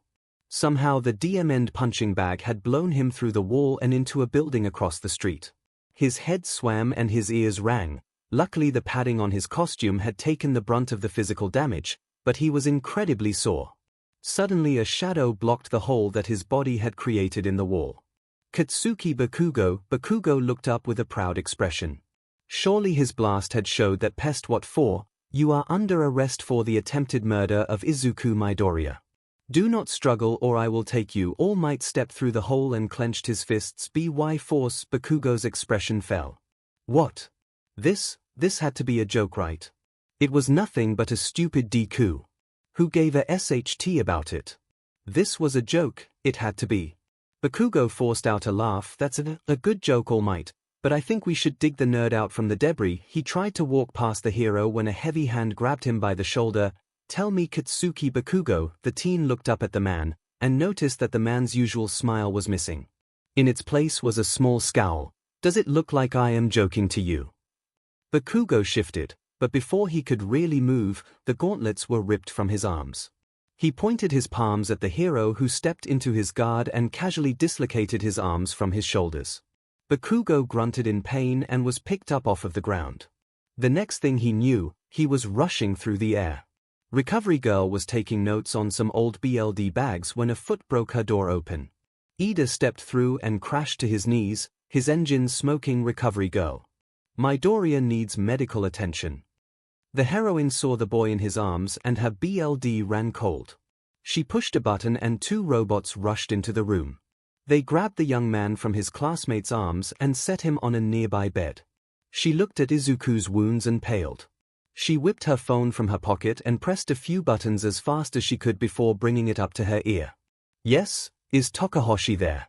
I need him at UA High School Stat. Tell him to bring a lot of fabric. She waited for confirmation before tossing her phone to the side. Robots, move the Ida boy onto the bed over there and have him lie on his stomach. I'll take a look at his engines in a minute. The robots moved Ida to a nearby bed while Recovery Girl pulled on gloves and a mask. She looked at the unconscious boy's face and frowned. I'm sorry, young man, but this is going to be gross. Ida. The teen in question looked up. Don't watch this if you don't want to lose the last few meals that you had. Ida's face went white and he turned his face the other way. Recovery Girl pulled out a scalpel and grasped the metal gauntlet. Here we go. To say Nezu was smart would be like saying All Might could knock down a building. Sure, it was correct, but it was an understatement. But to say that he expected an angry All Might holding an injured blonde to come bursting into his office was false. What can I do for you, All Might and Mr. Bakugo? The large blonde hero stormed up to his desk and placed the boy in a chair. The man stood over the boy menacingly, barely keeping his expression to a light scowl. Young Bakugo attempted to kill young Midoriya. Nezu's smile fell and he leaned back in his chair. See? And Mr. Midoriya, is he alive?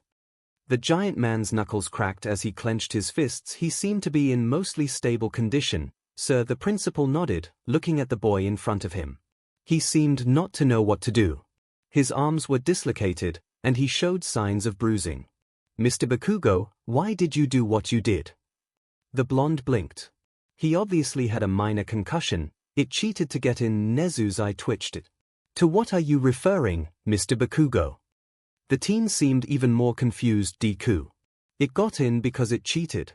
It's nothing but a stepping stone, something to use to get further in life. I don't understand why you're treating this like a big deal. Nezu's haunches stood on end. He had heard talk like this before, and a concussion would not cause someone to refer to another person like this. No, this had much deeper roots. Mr. Bakugo, you are speaking of Mr. Midoriya, is that correct? Bakugo nodded, wincing at the pain that stabbed through his head. Well then.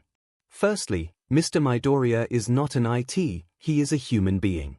Secondly, this is a big deal because you attempted murder, Mr. Bish. No, I didn't. Nezu raised an eyebrow at the boldness of the boy. His unbreakable It shouldn't have hurt him any more than throwing a rock at All Might. Nezu took a deep breath before responding. Yes, but even a rock could kill All Might if it were moving fast enough. The boy frowned. No, it couldn't.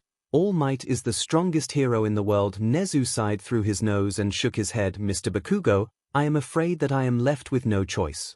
You are hereby expelled from UA High School. Bakugo's head felt like mush, but he could still understand what the principal was saying. No. No. You can't do this. It's just a Deku. I'm going to be the best hero ever. I have a great quirk.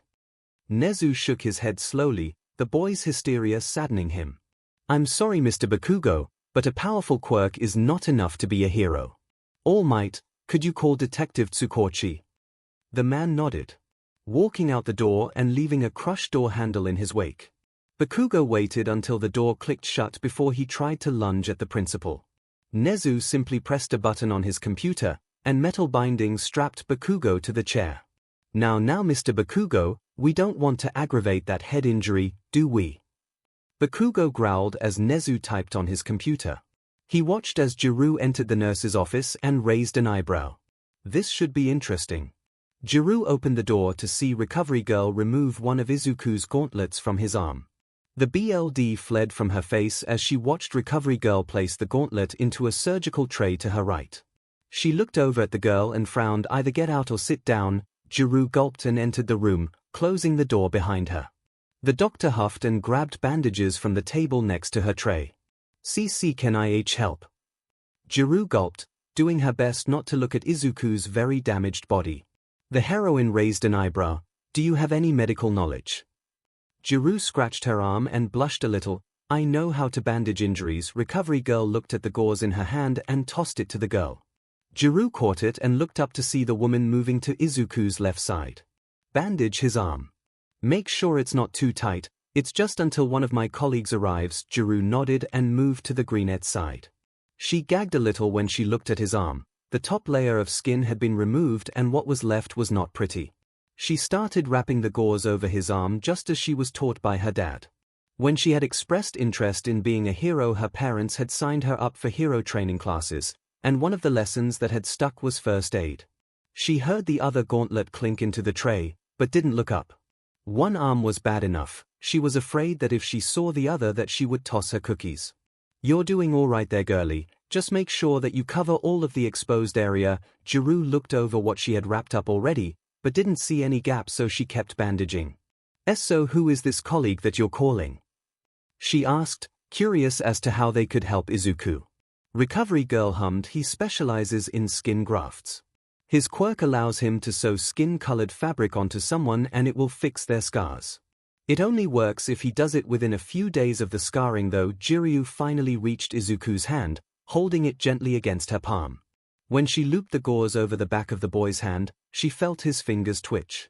She looked into his eyes and saw them flutter. He groaned and winced. Robot. Sedative. Recover Girl cried. Jiru watched the boy whine in pain, and began rubbing the back of his hand softly over the gauze. She started to hum a soft tune, Izuku's body freezing. He slowly relaxed, and Recovery Girl stopped the robot. Jiru continued to hum as she wrapped his hands up, paying close attention to each finger. Izuku sighed in relief and softly snored, obviously in a deep sleep. Jiru looked up at Recovery Girl with a large blush. You know, if being a hero doesn't work out, you'd be a good nurse, the old lady said, hopping down from her stool. What now? Jiru asked in a hushed tone. The elderly heroine looked at her and huffed, you sit down and keep an eye on your boyfriend. I'll take care of Sir Lancelot over here. Jiru's face exploded with color as she denied being Izuku's girlfriend, but Recovery Girl was already treating Ida. She sat down next to Izuku and tried not to look at his burned body. She saw that the white patch in his hair had grown, probably from his quirk. Now about a fifth of his hair was milk white. Jiru sighed, not noticing that she had grabbed his hand. She just hoped that Izuku would be alright. Speaking aloud, emphasis on a word or phrase, sign language, All Might speaking loudly, All Might speaking in a relatively calm voice, watching Takahashi, the colleague that Recovery Girl was talking about, sew fabric onto. Izuku's body was an interesting experience.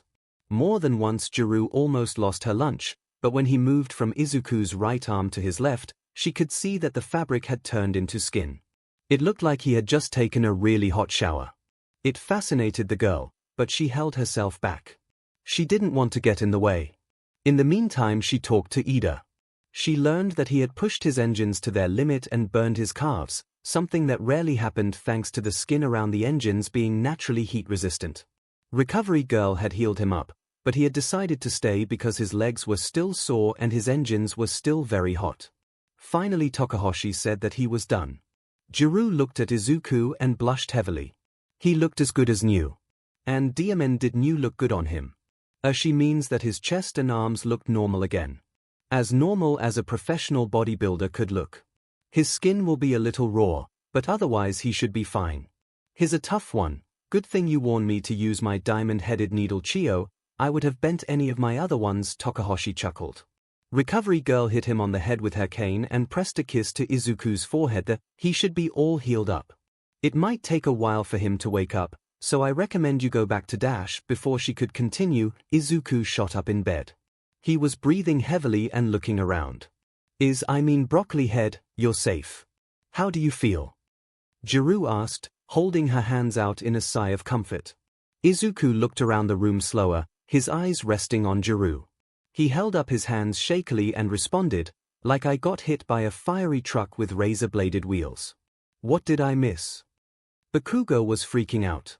He was being led away from UA in HNDCFFS. Never in his wildest nightmares did something like this happen. The police officer that All Might had called was painfully average, and had assured All Might that because Bakugo's arms were dislocated that he could handle the teen by himself. All Might had begrudgingly agreed, stating that he was needed elsewhere. Fools. After they got out of the UA gate, Bakugo pretended to stumble a bit, causing the police officer to come and check on him. Bakugo quickly slammed his heel on the man's foot, bringing his knee up into his face as he looked down in shock and pain. The officer clutched his face and Bakugo ran. Tsukochi radioed back to the school once he got over the pain of his now broken nose, but by the time the heroes arrived, Bakugo had vanished into the crowd. They never should have underestimated the teen, and now they would live to regret it. Izuku was allowed to leave after a good few cane whackings by Recovery Girl. He changed into some spare gym clothes that every nurse seemed to have, and walked with Jiro back to class. Thank you for helping Recovery Girl Kyo, he signed, noticing a small blush on Jiro's cheeks. The girl tapped her earphone jacks together and replied with a mumbled "You're welcome." It was no biggie. As the two teens walked towards the exit of the school, Jiro looked over at her friend. So I was wondering. Izuku lifted an eyebrow in a rare show of emotion and signaled her to go on. Jiro blushed and touched her fingers together. I was wondering if maybe you wanted to come over to my house sometime, to hang out. Izuku's hands spasmed and he looked at her with confusion. If you want to, sure. Do you think today would be good? Jiro looked shocked and stopped in her tracks. Today? You want to come over today? After you got blown up? Izuku tilted his head at her. Well, yeah, if there was ever a time to be around a friend it would be after recovering, don't you think? Jiro tried to come up with a response, but found his logic logical. You might want to take a step to your left, he signed, his eyes flitting to look over her shoulder for a second before looking back at her eyes. I'm okay. She took a step to her left and raised an eyebrow at him. Why? Izuku merely pointed behind her with a blank expression. He was then tackled over by a green blur. The woman, who Jiro could only assume was Izuku's mother, cried. I was so worried about you. The amount of tears that she was shedding made Jiro worry about her becoming dehydrated. Izuku patted his mother's back a few times before sitting up. She pulled away from him and sniffed, the tears now only slightly bigger than what could be considered normal. I'm fine, Mom. The doctors took great care of me. I'm not even really hurt anymore. That was when his mother seemed to realize she had just tackled her son onto concrete and leapt off of him. I'm sorry, Izuku. The lady on the phone said that you're all right now, but I couldn't help but be worried. Izuku hugged his mother and flashed a small smile at her, his eyes closing with the genuineness of it. Jiro's gasp was what brought their attention back to her. Hi Mrs. Midoriya, Jiro said awkwardly. Inko looked at the girl, then Izuku, then Jiro, then back to Izuku. She grew a large smile and Izuku's face dropped into an annoyed glare. Well, hello there, dearie. What's your name and how do you know my little Izuku? 𝐤𝐸 looked at Izuku, who raised his hands above his mother's head. Now you see why I wanted to hang out with you today. 𝐤𝐸 giggled a little before waving to Inko with a small smile. I'm 𝐒𝐭𝐚𝐲. I'm in Aizu's class. It was at this moment that 𝐒𝐭𝐚𝐲 knew she fed up. Aizu. Inko said, a large smile on her face. She turned to her son, who was dragging a hand down his face. Aizu. Izuku looked up at 𝐤𝐸 and his eye twitched. I was going to go hang out with 𝐤𝐸. Is that okay, Mom? Inko narrowed her eyes suspiciously. Sure, just make sure that no funny business goes on, understand me, young man. Izuku and 𝐤𝐸 both blushed heavily and nodded. Perfect. Izuku, pick up some milk on your way home, okay? We're almost out. Izuku gave her a thumbs up and began pushing 𝐤𝐸 towards the exit. Once they were out of sight of his mother, Izuku huffed and glared at 𝐤𝐸. What? Aizu. In front of my mother. Possibly one of the worst shippers on the planet. You trying to kill us? It was an accident, okay? Besides, she was going to ship us anyway. You didn't need to encourage her. The two teens continued to bicker as they made their way to the train station. It was good to have a friend. Speaking aloud, emphasis on a word or phrase, sign language, All Might speaking loudly, All Might speaking in a relatively calm voice. Izuku was trapped. There was nowhere he could run. So, you thought you could come here and defile this place with your presence, boy? The tall, dirty blonde man said, glaring down at the poor teen. Izuku raised his hands to sign to him, but the man just growled, I don't want to see it. You should leave this place, child, if you know what's good for you. Dad, leave Midoriya alone. 𝐤𝐸 said, running a hand down her face. The moment they had walked through the front door, 𝐤𝐸's dad was somehow alerted to a boy being in the house and dragged Izuku into the living room to have a chat. 𝐤𝐸 and her mother, who had followed her husband to the entrance, stood in the doorway and watched as 𝐤𝐸's father interrogated the poor boy. 𝐤𝐸's dad narrowed his eyes at her before looking at Izuku again. He pointed two fingers at his eyes, then one at Izuku, the universal sign for I'm watching you. 𝐤𝐸 huffed and grabbed Izuku's wrist, leading him up the stairs towards her room. She yanked him in and slammed the door shut behind them, pushing her back up against the wood and sighing in annoyance.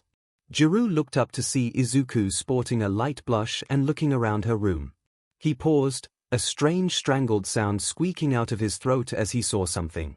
𝐤𝐸 followed his gaze and saw a pair of purple panties on the ground with white lettering that spelled out Biba on the back. Immediately 𝐤𝐸's face exploded into a deep crimson and she grabbed the panted, chucking them into her closet and slamming the door closed. The two teens avoided eye contact for a while until Izuku snapped, What should we do? His shaking hands did not make it easy for 𝐤𝐸 to understand his signs. 𝐤𝐸 thought for a few seconds before a memory of earlier that day flashed behind her eyes. She looked at the boy, who was still blushing and moving his hands in fast, unreadable signs that she knew weren't for her. Well, I have a question for you. Izuku tilted his head and signed, What's up, 𝐿?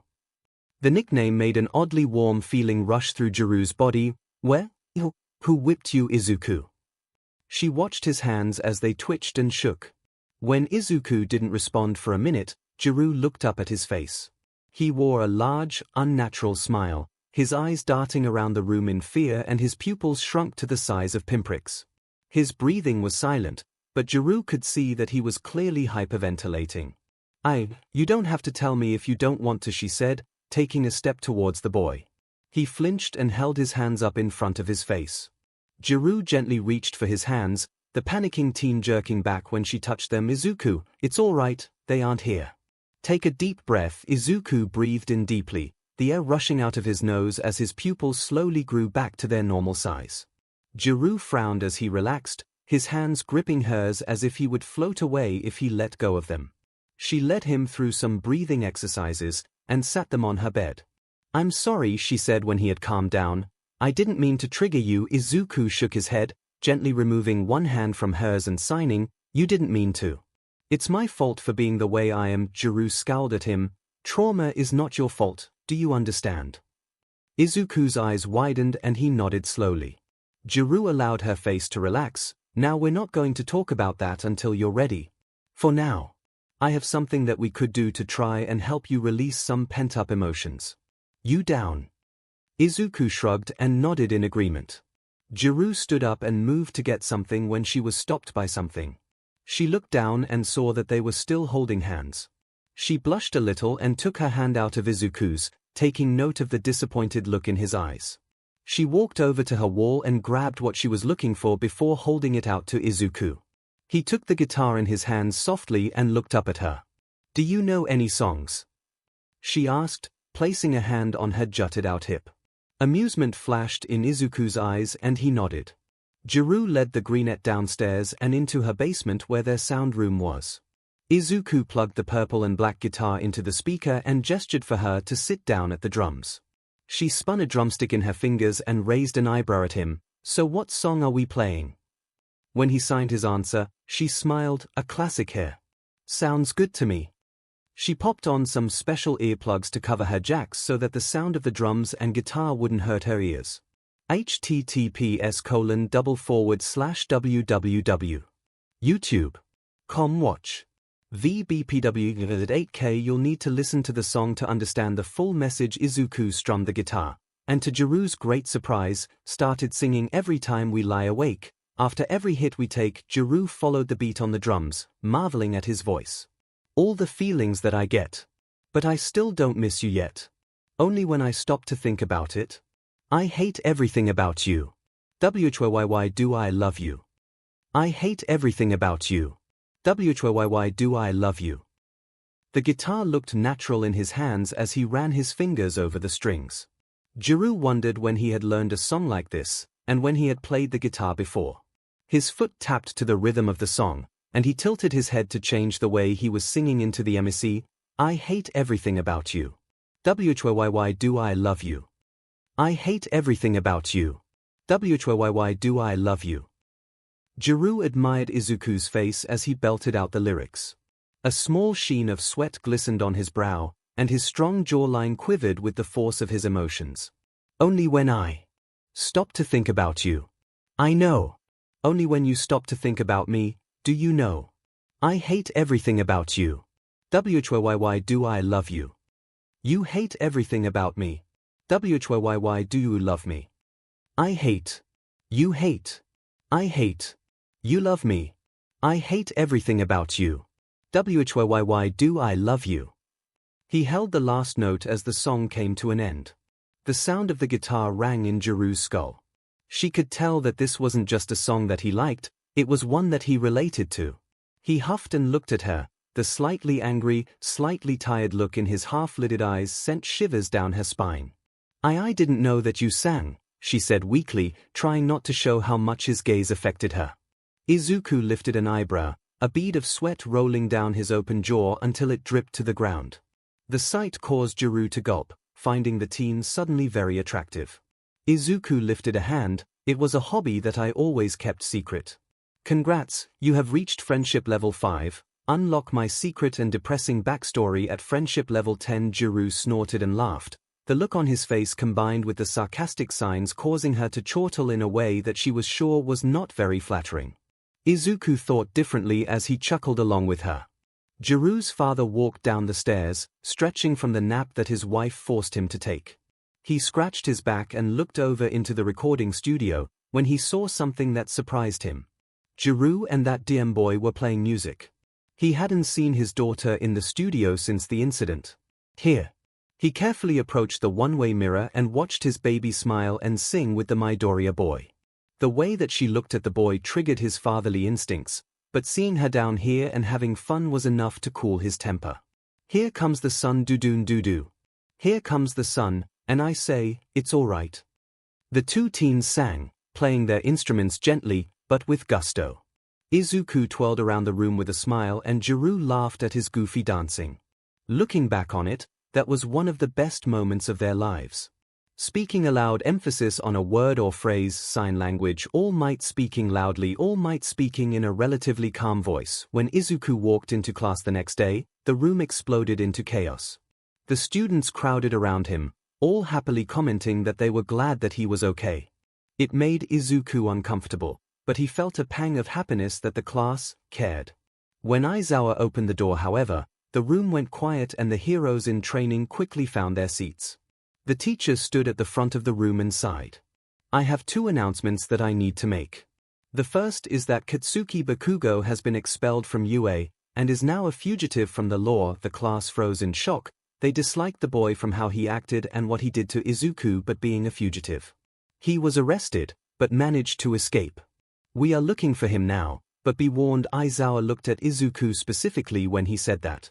Now that we have that out of the way, the class leaned forwards in anticipation. You need to pick a class representative. Izuku didn't pay attention to the class as they cried that it was unbelievably normal, nor did he pay attention when they discussed how to pick the representative. When he was slid a piece of paper, he just wrote down a name and continued to stare at his desk. Bakugo. A fugitive. Because of him. Why did Izuku break everything? Before the toxic thoughts could consume him, Juru tapped him on the shoulder, knocking him out of his stupor. You did not cause what happened, she signed, crouching to look him in the eye. Bakugo was the one at fault. You did nothing wrong. Izuku took a shuddering breath and thanked her. She gave him a lopsided smile and signed, of course, that's what friends do, right? Izuku's lips formed a very small smile, but Juru could see it and watched as happiness danced in his eyes. She patted him on the shoulder once before walking back to her desk. Izuku glanced at the board to see that Yorozu was their representative with Ida as her partner, then Present Mic erased the votes and began teaching. Izuku was able to concentrate on the classes, but by lunch he was feeling drained. He got ready to book it to the cafeteria, but Juru stopped him. Just tell me what you want and I can pick it up for you. You find us a nice secluded spot and text me when you get there. Izuku gave her his order and they split up. He had finally found a nice spot by a stairwell when an alarm began to go off.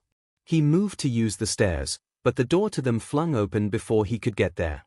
He watched as a man in a black hoodie quickly ran into a room on the other side of the stairwell, not even noticing Izuku. He could feel that the man was in pain, but this was different. He followed the man to the door and entered the room. He could tell that it was the teacher's office, and he saw the man rifling through one of the drawers. He walked up to the man as he seemed to find what he was looking for. He turned around to run and bumped straight into Izuku. On reflex, the white and green-haired boy pulled the man's pain away. It felt like bugs were crawling on the inside of his skin, and he wanted nothing more than to scratch until they came out. His head pounded as memories of darker times flashed behind his eyes. He stumbled back and resisted the urge to claw at his skin. The man on the other hand gasped. He looked at Izuku, who felt the pain slowly begin to fade away. I'll let you live for that. This time, with that the man ran away, leaving Izuku to curl in on himself as he did everything in his power not to itch himself. Time skip because I'm lazy. Izuku had to speak with the principal about the incident as they were investigating what had happened. He hadn't really been able to give them any useful information, but he was just glad that the principal could speak sign language. Izuku had to trudge through the rest of the day without having eaten lunch. Thankfully, the hero class for that day was just a continuation of the trials from yesterday, seeing as how Izuku's match kinda derailed them. Izuku was content to sit in the back of the class and watch his classmates' cool quirks. If only he had seen what was on that paper, he could have saved all of them a lot of pain. Speaking aloud, emphasis on a word or phrase, sign language, All Might speaking loudly, All Might speaking in a relatively calm voice. N warning for PTSD flashback later in the chapter. Look for these. For today's hero training, we will be doing rescue training, Aizawa said. Watching the students, we will be joined by All Might and one other teacher. It is up to you whether or not you wear your costumes, but I suggest you do so that you get used to wearing them. On that note, Midoriya, Izuku looked up, his fidgeting hands being the only thing giving away how nervous he was. The support department has made you a new costume, go see them to get it. You have the same choice about wearing it as the others do, but you will have to bring the case to the lockers no matter what. Go ahead now so that you can get it before we leave. Izuku nodded once and got out of his seat, quickly exiting the room, grabbing a note from his teacher explaining why he was there. He made his way towards where the support department was, wondering why they couldn't just bring it to the classroom. When he walked through the door, he immediately noticed that everyone in the room was staring at a cackling girl with pink hair. Izuku calmly walked over to 𝐴𝐿𝐿, the teacher of this class, and handed him the note. The man tore his eyes away from the girl to skim the note. "Oh, you're going to want Hatsune. She's that 1-inch gloved finger pointing to the girl." Izuku wondered briefly if she was some sort of witch, but walked over anyways. It took Izuku tapping on the girl's shoulder to get her to notice him. She lifted her goggles and smiled at him widely. "What is it? You here to help me make babies?" Izuku shook his head and handed her the note. Her smile somehow only grew as she read the note, tossing the paper over her shoulder and grabbing a costume case from a table near her workstation. "I did a complete overhaul of your costume, so I hope you don't mind. I was thinking that you wouldn't need much protection because your skin and bones are already tough enough, but I'm guessing that you want to stay clothed while fighting crime. Well, I designed something that I think you're going to like. I really leaned into the whole indestructible thing. There's a note explaining how everything works, so take care to read it. If you need any more babies or tune-ups to this one, let me know." Izuku took the case and nodded, signing, "Thank you." I smiled and said, "I assume that means thank you. I don't really know sign language, but you're welcome." Izuku blinked before waving goodbye and walking out of the room. That was a relatively interesting experience. When he entered the locker room, most of the boys were finishing up, so he went to his corner and began changing. This new costume was very different from his old one, but that was all right. Izuku was never picky. I thought that Izuku's old costume was bland, so I changed it. Jiru waited impatiently by the bus, watching for when Izuku would arrive. Finally she caught sight of him. Let's just say she was not expecting this. Izuku was wearing a suit of armor, but not the medieval modern style like Ida's or Ioma's. He had a golden breastplate that shone in the sun. It was connected to a metal and leather skirt that reached his knees. On his legs were greaves of the same golden color, ending in a shoe that was similar to steel-toed boots. On his head was a gold helmet that left his eyes and mouth uncovered and had a large red plume coming out of the top. A red cape flowed behind him, outlining his strong figure. He had no sleeves, and every so often a part of his leg appeared from the folds of the skirt, showing off his bulging muscles. He had 2 golden braces on his arms. The left one had a point on the inside facing Izuku's body and a gold plate that stuck out from the outside. "That's a new look," Jiru said as the armored boy approached her. He looked down and nodded. "What's with the left bracer?" Jiru asked, pointing at the strange protrusions. Izuku stepped back and grabbed the bottom of the pointy part of the bracer with his right hand. With a flick of his wrist, the part slipped out of the bracer and elongated into a spear. Izuku shook his left arm and the metal plate spiraled out into a large golden shield the size of a car tire. "Oh, that's pretty cool, Green. Come up with that yourself?" Jiru asked, admiring the weapons. Izuku shook his head and shrunk the shield and spear, placing the mini spear onto his bracer again.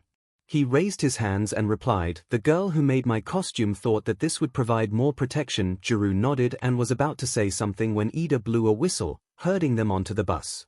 They were on their way when Asui spoke up from across the aisle. "Midoriya, I tend to say what's on my mind." Izuku tied his head and rolled his hand as if to say, "On." The frog girl croaked again and spoke up, "Your quirk seems very similar to All Might's, but more complicated. How does it work?" Izuku looked over to Jiru, silently asking her to translate. She nodded and spoke the words that he signed. "My quirk allows me to make energy from my pain and the pain of others. I can strengthen myself, make explosions, fire, lighting, and more. I am also much more durable than most people. It took a while for my skin and bones to become so tough though." At that last part the bus fell silent, remembering the scars on Izuku's back. Izuku shook his hands to get Jiru's attention again and continued to sign, "But I'm nowhere near as tough as Kirishima. If he pushed his quirk he would probably be able to survive a tank shell unscathed. I would be very hurt." Kirishima gave him a smile. "Thanks Midobro. The only problem is that my quirk isn't very flashy." Izuku scowled and began to sign a reply. "Your quirk is great. You will be seen as an immovable wall. I could see you becoming a symbol of protection that villains would fear like All Might." Kirishima started tearing up at that and threw an arm over his eye, so manly. "Thanks Midobro." Izuku gave them a rare smile, even if it was small, and the conversation continued in a light-hearted vein. Izuku was content to sit back and let everyone else talk, But soon Aizawa interrupted them. "Quiet down, we're here." Everyone inside. When he walked in, Izuku could automatically tell that All Might was not in the building, his signature pain nowhere to be found. Izuku was distracted from 13's speech when he felt a massive amount of pain emanating from the center of the USJ. "Erase ahead. Danger." His words caused the entire class to fall silent. Aizawa followed Izuku's gaze and cursed, "Thun, take the students and run." 13 tried to shepherd the teens to the entrance, but it was too late. Villains stepped out of the mist that had appeared in the center of the courtyard, and Izuku felt a source of pain so strong, he wondered how the person wasn't dead yet. It came from a large villain with black skin, red scars, and a yellow beak. The mist swirled in between the class and the doors, a voice emanating from the purple mass. "I'm afraid you aren't going anywhere." Izuku could barely register the mist spreading out among the kids as he stared at the poor creature in the middle of the USJ. He fell through the portal of mist, landing with a clatter on a rocky ground. He got up quickly, seeing Jiro and Yorozu with him, along with a large group of villains. They were on a large craggy mountain. "Oh look boys. A couple of hot chicks.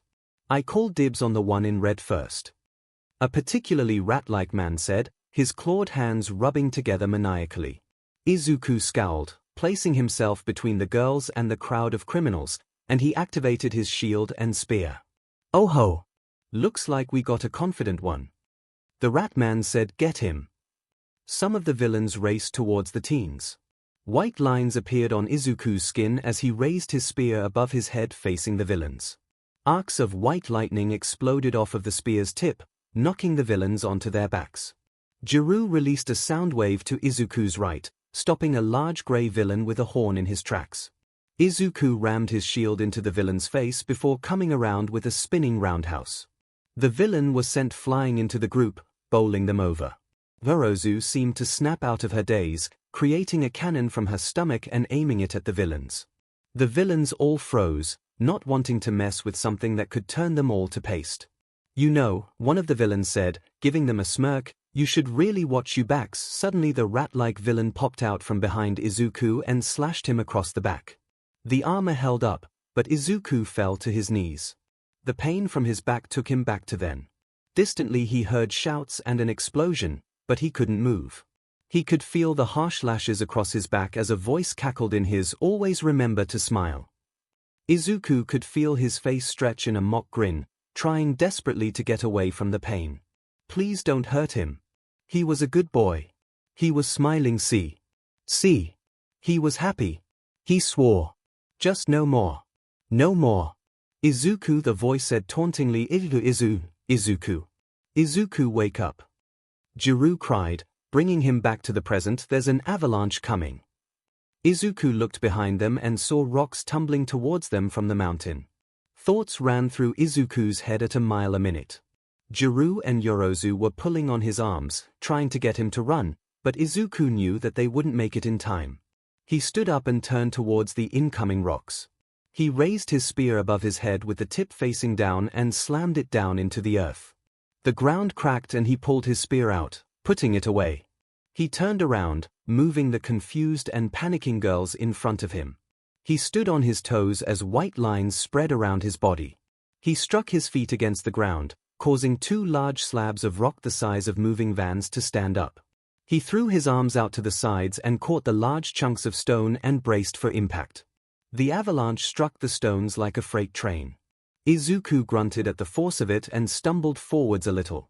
The lines glowed brighter and Izuku pushed back against the falling mountain.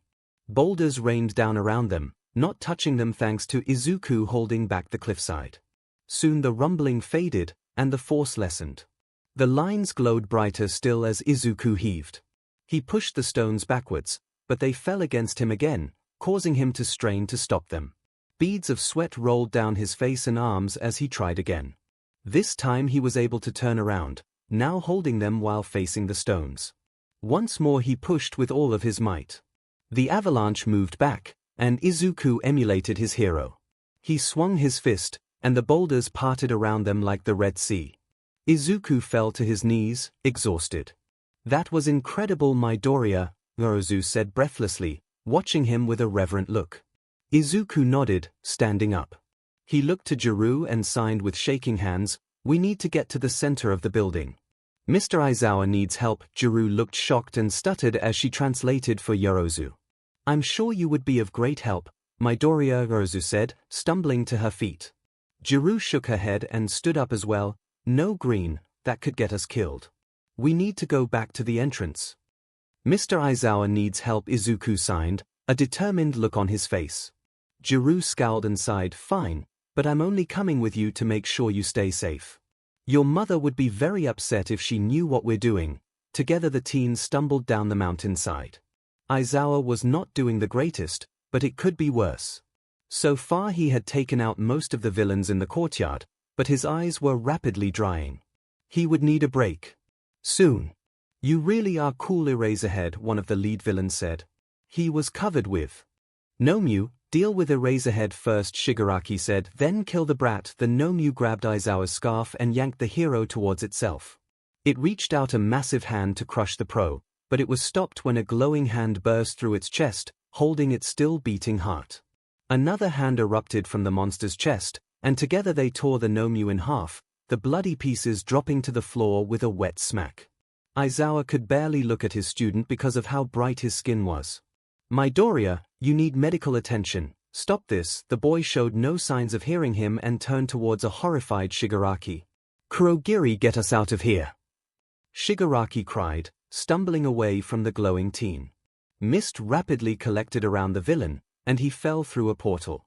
The last sight that Shigaraki saw before he fell to the bar floor was of a glowing fist tearing through the air where his head had just been.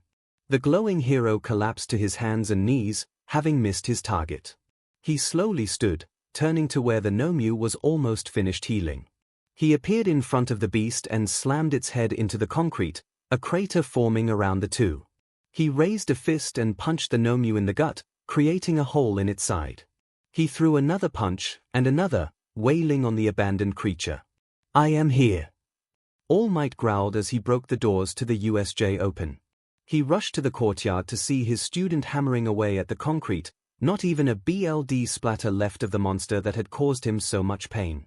"Young Midoriya," the man said, walking up to the boy as he continued to burrow into the concrete.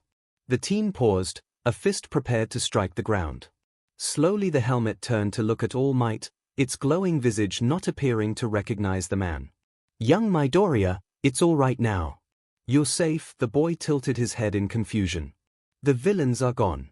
You are not in danger, my boy." Something about those words caused the armored teen to convulse. He stood up and All Might reached out to grab the shaking teen, but was forced to dodge away as a fist passed by his head. "All Might!" the man heard, looking over to see that Ģirū was the one who called to him. He's not conscious.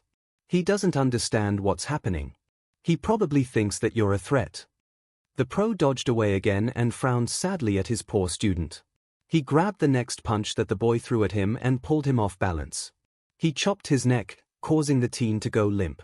The glowing began to fade, lines disappearing from where they had overlapped on his skin.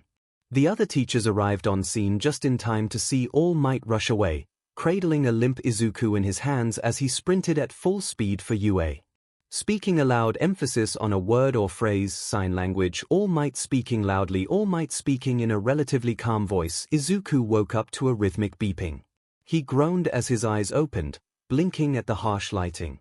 "You're lucky to be alive, you know that." His eyes snapped to where Recovery Girl was seated, not even looking at the boy. 23 broken bones, a punctured lung, internal bleeding, ruptured muscles, and extreme quirk exhaustion. "I've seen some pretty bad injuries in my day, but yours is one of the worst ones I've seen at your." Recovery Girl spun in her chair, looking him in his eyes. "On top of that, this is the second time you've been in here in a week. Is this going to become a common thing?" Izuku shook his head. "Good, because I'm not sure how much more your body could take. Now how are you feeling?" "Tired, but I'm not in any pain," Izuku replied, his hand bandaged but thankfully functional. Recovery Girl wrote his answer down on a clipboard and set it on her desk. "Good. I wasn't able to completely heal you because of how tired you were, but I focused on your torso and hands. You'll have to use a wheelchair for a few days so that I can heal you properly," she sighed, rubbing her face gently.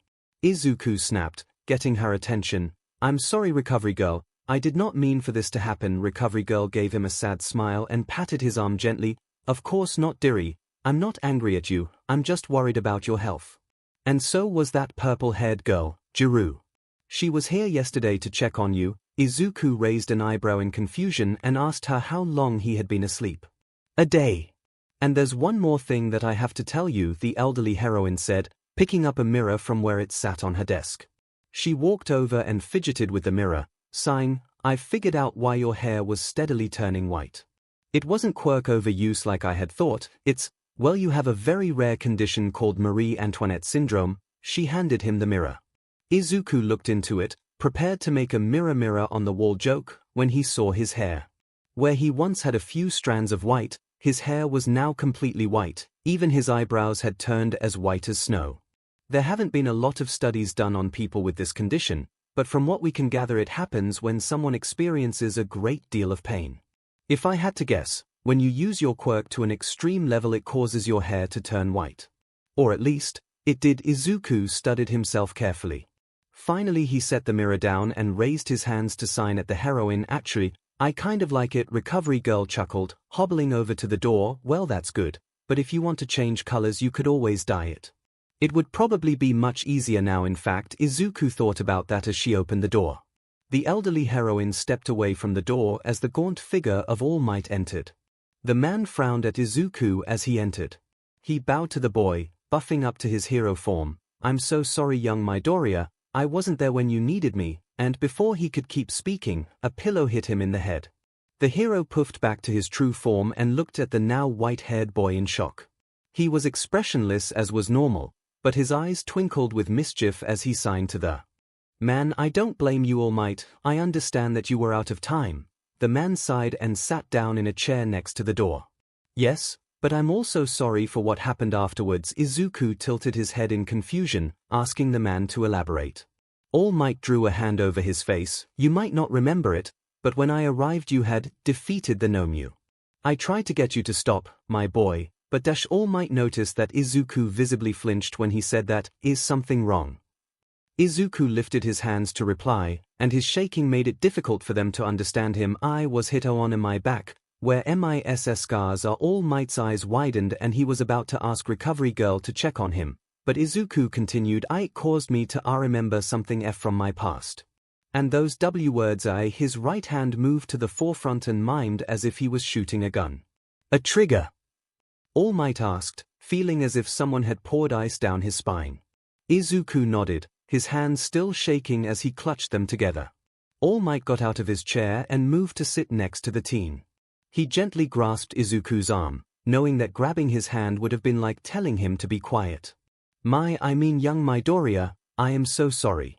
I wish I hadn't. Izuku cut him off with a loud snap, very small white lines glowing on his thumb and middle finger. Recovery Girl hit his leg gently with her cane. No quirk usage. Izuku nodded and turned back to his mentor. I don't blame you, All Might, you had no way of knowing. It didn't bother me all that much before, but now I can only think of him. All Might softly squeezed his arm. Who, young Midoriya? Izuku stared off into space, his face twitching. He took a deep breath and signed, I can't say right now, I'm not ready. All Might nodded softly. It's all right, my young Midoriya. Take your time. If you ever need or want to talk to me, feel free to ask me at any time. And if this person comes around, make the sign for trigger, and I will handle it. Izuku nodded, sighing out of his nose. He just hoped that he would never need to do that. Elsewhere, Redestro sat back in his chair, looking out of the skyscraper window at the city below him. He heard the door to his office open and close. You wanted to see me. He smiled and spun around, watching as the black-haired man approached him with a large grin. He gestured for the man to sit down and leaned back. I did. Our plans are almost ready, but we have some things still to do yet. How is it coming on your end? Any new recruits? The man shook his head ashamed. Perhaps with the upcoming UA Sports Festival we can find some fresh members. Though with this attack, who knows if it will still happen, the black-haired man sighed. But his smile never faltered. I hope so, it would be a shame to miss out on such valuable information. Redestro nodded in agreement. Besides, I hear that your grandson is going to be taking part. The older man smiled and leaned forwards in his seat. Really now? How long has it been since I saw the little tyke? At least 6 years now. The men chuckled, but they were interrupted by a phone ringing. 𝐒𝐿 gestured for the black-haired man to answer, and sat back. The man held the phone up to his ear and responded with a cheery hello. His lips twitched and he pointed to the door. 𝐒𝐿 gave a small frown and whispered, "Gon, son. We can talk more about it later." Hisoshi Yotsubashi gave his father a huge grin as he waved goodbye. After all, smiling was important. Very important. Speaking aloud, emphasis on a word or phrase, sign language, All Might speaking loudly, All Might speaking in a relatively calm voice. Juru met Izuku at the train station, getting a little worried when she saw the state he was in, but once he explained why he was in the wheelchair she calmed down. She helped to get him to UA, watching his hands as he described the pain it was calming his mother when she saw his physical state. Thankfully she realized that he would be fine in the end and that this enemy was just a bit too strong for him to handle. She had been pretty furious with the school, but Izuku had calmed her down, telling her that the school could not have guessed that such an event was possible. Finally the two kids arrived at the gates to UA, thankfully devoid of reporters despite the events of the USJ. Izuku asked Juru to wheel him to Recovery Girl, and she complied. When they arrived, Recovery Girl was jotting down some notes. "Hello there dearies. This should be the second to last session Midoriya, then you'll be fine to walk around." Izuku nodded, wishing that it was this time but understanding that healing was all about patience. After she was done healing him, Recovery Girl gave them directions to where there was an elevator to get to their floor. They thanked her and left, silently heading to class. Before they reached the room, Izuku thanked her for wheeling him around. She raised an eyebrow and stopped them. "Are you kidding, dude?" She asked incredulously. "You almost sacrificed yourself to save us all at the USJ. I should be the one thanking you." Izuku looked down at his hands, thinking about the life he had taken. "Hey," Juru said, crouching next to him, "I know what you're thinking, but it's not your fault. I don't think that thing was human anyways. You did nothing wrong." Izuku looked up at her, tears watering in his expressionless face. Juru gently rubbed his tears away and gave him a smile. "You're my hero, Aizu. Never forget that." Izuku nodded, not appearing to be entirely convinced. Finally they arrived at the class. The door sliding open drew the attention of the students that were already there. They were about to crowd around Izuku when Juru shouted, "Hold up." Everyone paused where they were, some in precarious positions. Midoriya is still healing. He's going to be okay. This is just to make sure that he doesn't hurt himself while walking around, Juru explained, calming the other teens. Izuku waved at them, the class letting out a collective sigh of relief. "Tell them I'm sorry for worrying them. I didn't plan on that happening," Juru sighed, but translated what he said. The class burst into an uproar about how it wasn't his fault and that they should be thanking him. This was when Aizawa decided to walk into the room. The class quieted down quickly. Aizawa gave a harsh glare throughout the room, his eyes finally landing on a stoic Izuku. "Midoriya," he said, his voice hard. Juru stepped forward, ready to defend her friend, when Aizawa continued, "Thank you. What you did was reckless and stupid, but I don't think anyone but you or All Might could have stopped that thing. I'm sorry that you had to do that because of you, Ace, and my oversight. You handled it well." The class was stunned. They had only had Aizawa as a teacher for about a week max, but they had quickly learned that a compliment from Aizawa was like a medal of honor. Izuku signed his thanks before gripping the wheels and rolling himself over to his seat. The rest of the class followed his example and sat down. "I'm afraid that your battle isn't over quite yet," Aizawa said gravely. The heroes in training sat forwards, prepared to fight, but Aizawa wasn't finished. "The sports festival is coming up in 2 weeks, and you need to be ready." The students groaned in annoyance, a few announcing their grievances verbally. Aizawa held up his hands to quiet them down. "Listen, I'm as unhappy about it as you are. I think that it should have been postponed at least, but the school board disagreed despite what Principal Nezu and I said. They think that it's important for UA to show the world that we will not be pushed around by a few villains." Their words, not mine. The class seethed with indignation. The school board had no idea what they went through, and to act as if it were nothing was incredibly insulting. The sound of a throat being cleared drew the students' attention. Izuku signed to Juru to have her translate for him. "We should do it." Show them that we won't be kept down by people like those villains. We are Class 1A, and we are strong. The class roared with approval, shouts of yeah. That's manly. And OUI. Let's show them our shine. And we got this, guys. Midoriya's right. Rang out through the classroom. While Aizawa was irritated that they were being noisy, he was more happy that Izuku could rally the class, so he gave them a few seconds to get excited before telling them to be quiet. They had some work to do. Time skipped to the end of the day. Kirishima had insisted on pushing Izuku out the door for some reason. Izuku managed to convince Juru to let him do it, telling her that he probably just wanted to make friends, something that Izuku was curious about. They made it to the door before encountering a problem. What's going on, brothers? Kirishima asked, looking out over the sea of students that crowded around their classroom. We came to scout out the competition, a boy with purple hair said, looking at them with disdain. Did you know that a general studies student can transfer into the heroics class if they do well enough in the sports festival? Kirishima pet his head to the side. Nope, I didn't know that. This show of innocence seemed to disarm some of the students in the group. The purple-haired boy scoffed and glared at them. Yeah, so if some of you aren't cut out for this, he said, looking at a particular white-haired student, you might be replaced. Juru was about to chew out this son of a bitch when Kirishima moved around Izuku's wheelchair. He grabbed the boy by the front of his shirt and slammed him into the closest wall, startling everyone. His fists and face hardened with his quirk as he got up in the boy's face. Don't you ever question whether or not Midoriya deserves to be in the hero course. He saved our lives at the USJ, he's already 10 times the hero you will ever be. The hallway was silent as Kirishima glared at the purple-haired boy hanging in his grip. There was a squeak, and the crowd parted. Izuku walked up to the two boys carefully but confidently. He laid a hand on Kirishima's arm gently. The red-headed boy looked over to him, and heard 4 quiet words that seemed to reverberate through the hall. Thank you, my friend. Kirishima smiled at him before turning back to the boy he was holding. He let go of his shirt, letting the boy fall to the floor. Together he and Izuku walked back to Izuku's wheelchair. Izuku sat down, and held his head high as Kirishima pushed him down the hall. Nothing more was said, and the crowd dispersed, leaving a shocked teen sitting on the floor. Speaking aloud, emphasis on a word or phrase, sign language, All Might speaking loudly, All Might speaking in a relatively calm voice. Finally it was the day of the sports festival. Thankfully Izuku had been completely healed for a day or two, so he was in perfect shape to compete. He had already gotten changed, preferring the solitude of the bathroom over the boys' locker room. He was waiting and signing to Kuta, whom he had occasional conversations with due to both speaking in sign language, when Todoroki approached him. Midoriya, he said, waiting awkwardly for the boy to look at him. Izuku nodded, his blank expression not giving away his interest in the boy's attention.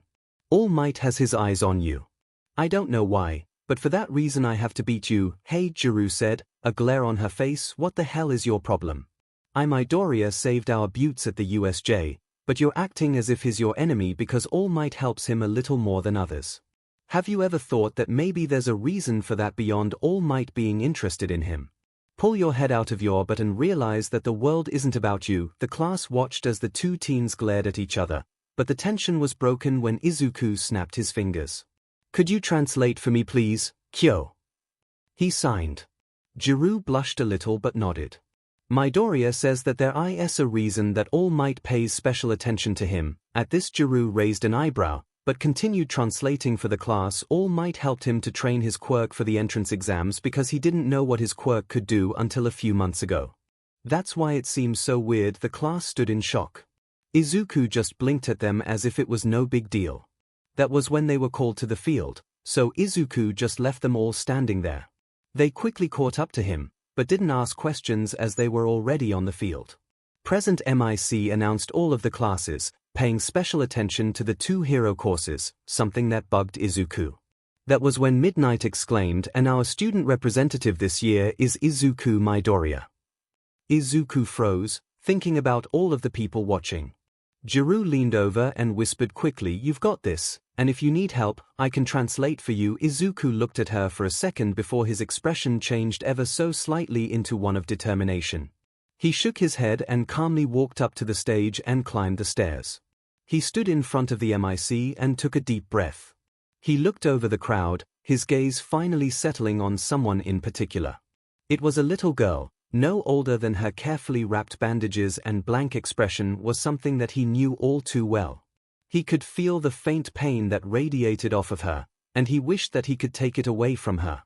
"We all matter," he said, his voice quiet, but still picked up by the enemy. "Even if your quirk isn't hero material, or you aren't like others.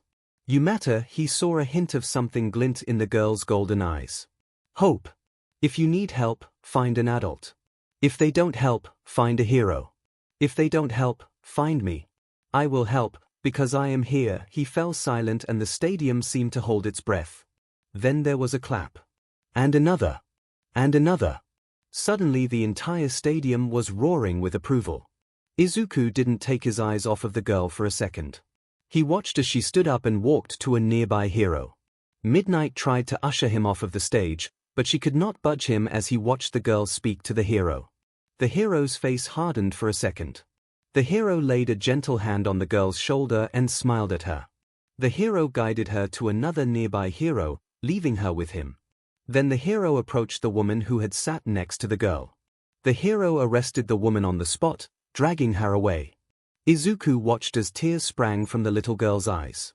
It had all been worth it, even if it was just for her. As Izuku finally left the stage, Midnight began to talk about the first event, trying to seem unbothered by the boy's refusal to move. "The first event will be an obstacle course."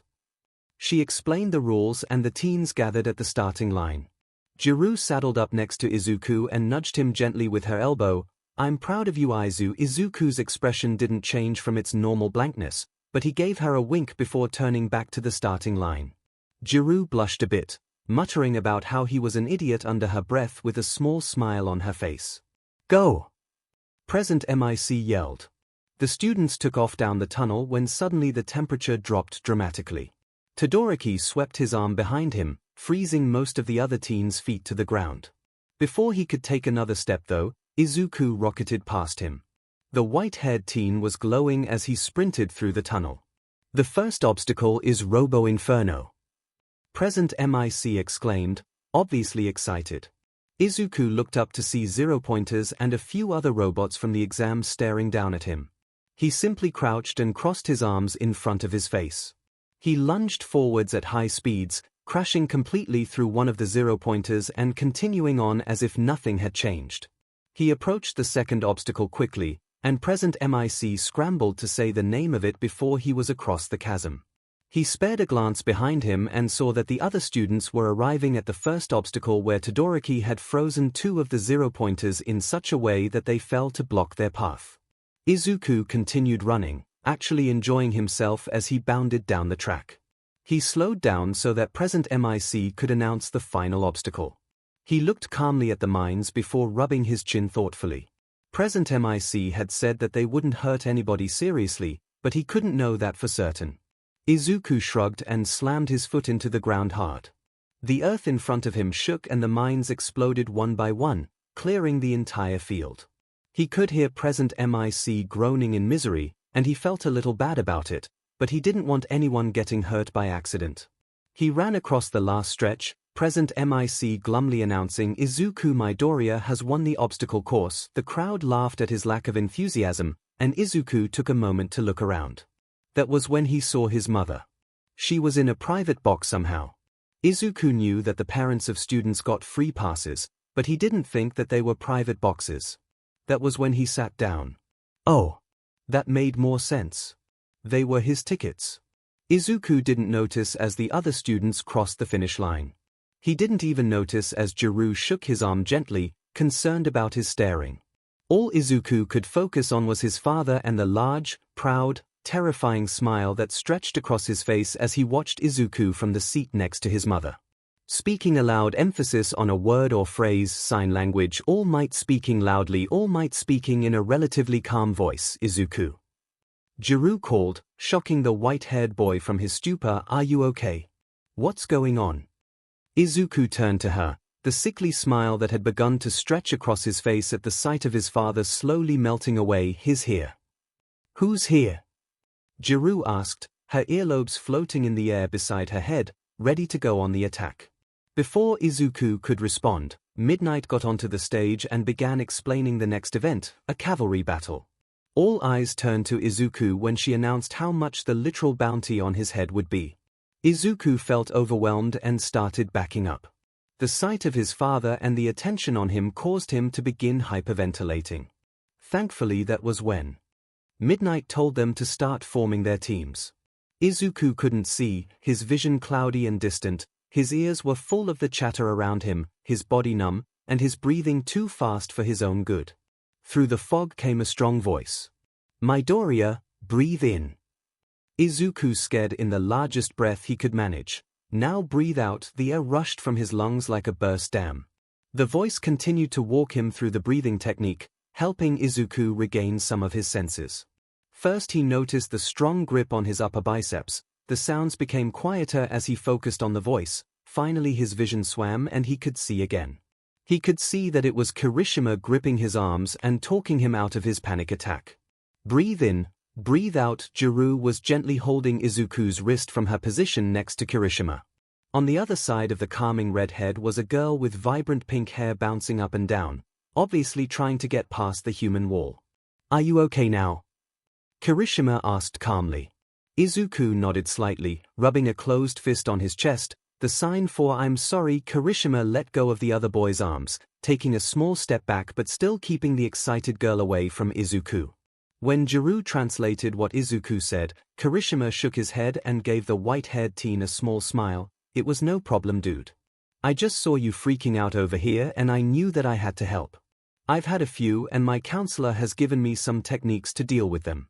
I'll have her write out a list and give it to you next time I see you." Izuku nodded. "Thank you." This sign Kirishima recognized. It's no problem, bro. I just did what any real man would do." "Oh. Can I be on your team for the cavalry battle? I know that you're the manliest one here, though that one girl from 1B looked pretty manly too, so I know that you can lead us to victory." "Us?" Izuku asked, tilting his head in confusion. That was when Juru stepped around to be in front of Izuku, still grasping his wrist lightly. "Well, Kirishima and I were going to partner with you no matter what, but it seems like this girl wants to as well." Kirishima's eyes blew wide as he remembered the girl who had been trying to get to Izuku. Before he could move out of her way, however, she climbed up and over the red-haired boy, crashing down in front of Izuku before popping up. "Hi. I'm Mai Hatsume, owner and founder of Hatsume Industries. Let me be a part of your team, Mr. 1 Million. You're going to attract a lot of attention and I want in. My babies will be able to help you a lot, I promise." She rattled off, not taking a breath until she had finished speaking. From the way Kirishima was leaning towards her, he was likely about to put her through the same breathing technique he had just helped Izuku with. Izuku nodded once, already building a strategy. "Here's what we'll do. Small time skip ready. Set. Go." Midnight yelled. The teams instantly launched their way towards Izuku's team, but what they saw confused them. Izuku was not the rider. Instead that position was given to Juru. Todoroki's team rushed towards them, Ida pouring on the gas to get in close as fast as possible. Uraraka, having recruited Tokoyami, Zero, and Mina, chased behind. White lines spiraled to life on Izuku's body, glowing like lamps even in the daylight. He waited for the other contestants to get close before he slammed his foot into the ground. The arena around him shaking. The other team stumbled, trying to catch their balances. They barely caught a glimpse of Izuku's team rushing past them. Kirishima and Hatsume had strapped on some of her rocket boots and were using them to float, allowing Izuku to pull them along like a horse with a chariot. The game of keep away continued for a long time until tragedy struck Team Izuku. One of Zero's strands of tape had caught Hatsume's rocket boot, causing it to break. Izuku and his friends were now hindered. He couldn't run them around like he had been for fear of hurting one of them. Todoroki immediately took advantage of this by walling them off from the other teams. "I've only got one shot at this, guys, so you'll need to cover me once this is over," Ida said, his engines roaring. Recipio burst. Ida shot forwards, dragging the rest of Team Todoroki behind him. As Todoroki reached for Juru's headband, time seemed to slow. Juru launched one of her earlobes at the boy, vibrations already making their way up towards where it would stab the teen. This caused Todoroki's body to panic, fire erupting from his arm and racing towards Jiru, making to burn the girl heavily. Before either attack could land, Izuku's arm, which glowed with white lines like floodlights, shot up between them, knocking Team Todoroki back and almost causing them to topple. "End time!" Midnight cried, stopping the event. Izuku let out a sigh of relief, glad that that was over. Todoroki glared at him and walked over to the boy. "I would like to speak to you in private." The way he said it made it seem like less of a request and more of a demand. Izuku's face remained stoic despite the annoyance and exhaustion he felt. He nodded once and allowed Todoroki to lead him away, signing to Jiru quickly that he would meet her at lunch. The two boys strolled through the hallways in a semi-awkward silence, both not being one to speak if they could help it. Before they could make their way to somewhere private, a voice called out to them. "Izuku, my boy." Izuku froze up, something that Todoroki took immediate notice of.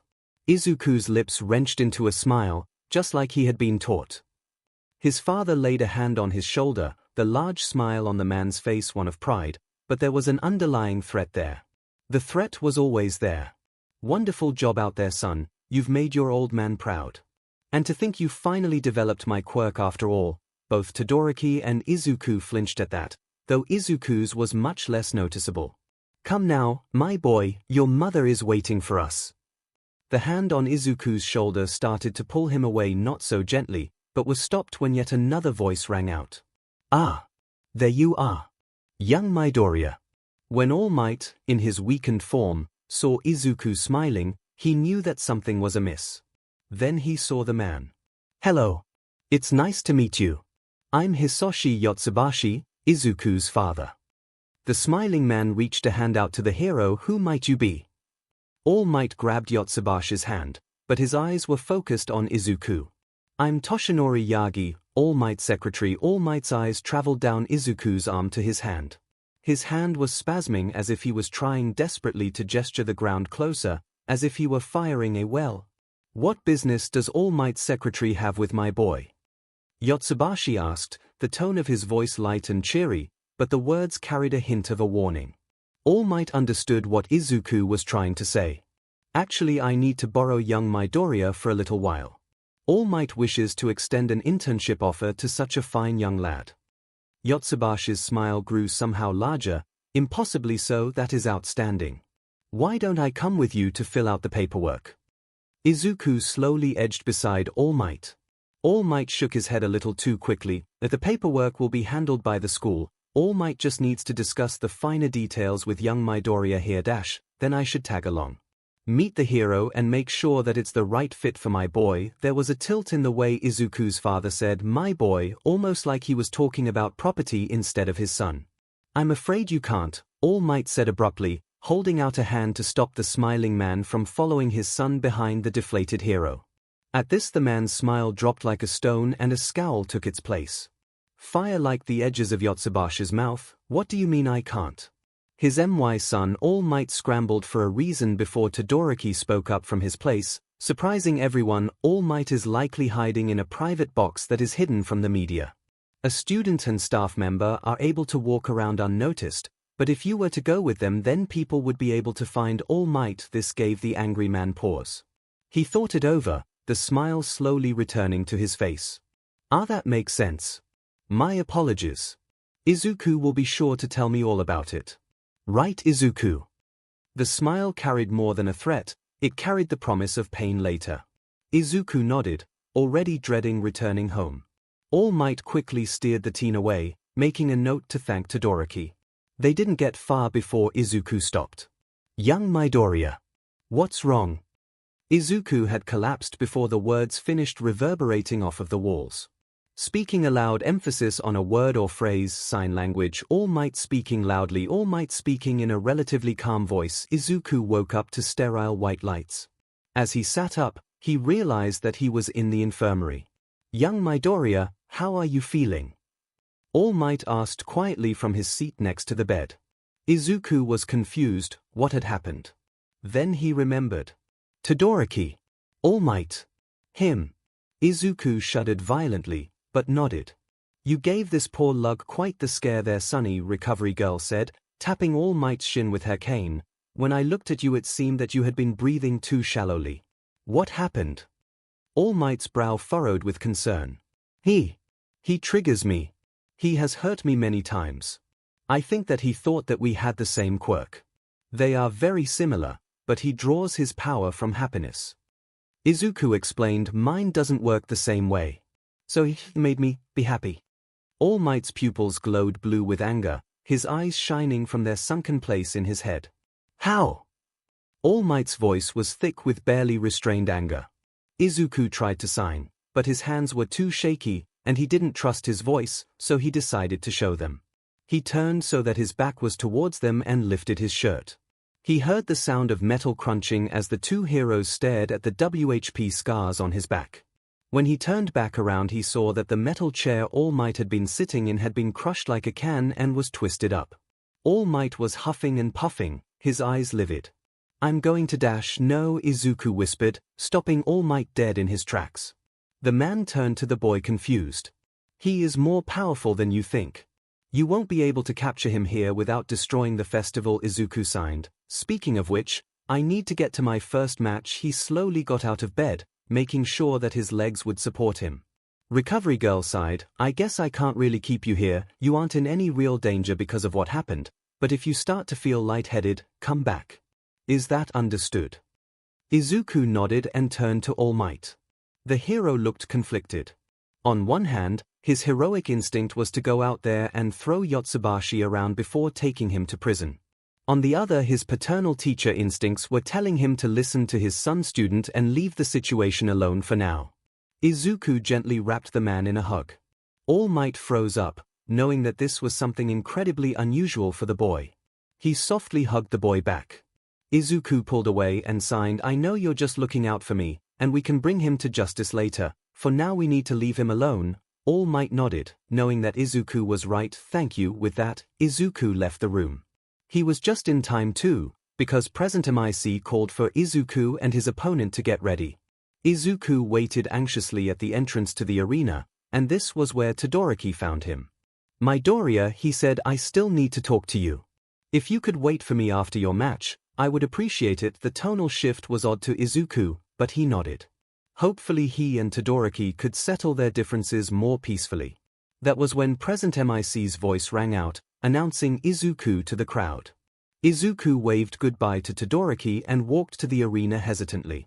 Across from him was the purple-haired boy from the hallway. He glared daggers at Izuku as Midnight explained the rules. Then finally begin, the match started. So, the boy drawled as Izuku walked towards him carefully. Because he knew that he would have to come back and fight again soon. Instead he walked to the infirmary and checked on Todoroki. The half-and-half boy was watching a TV as it played highlights from Izuku and Iida's match.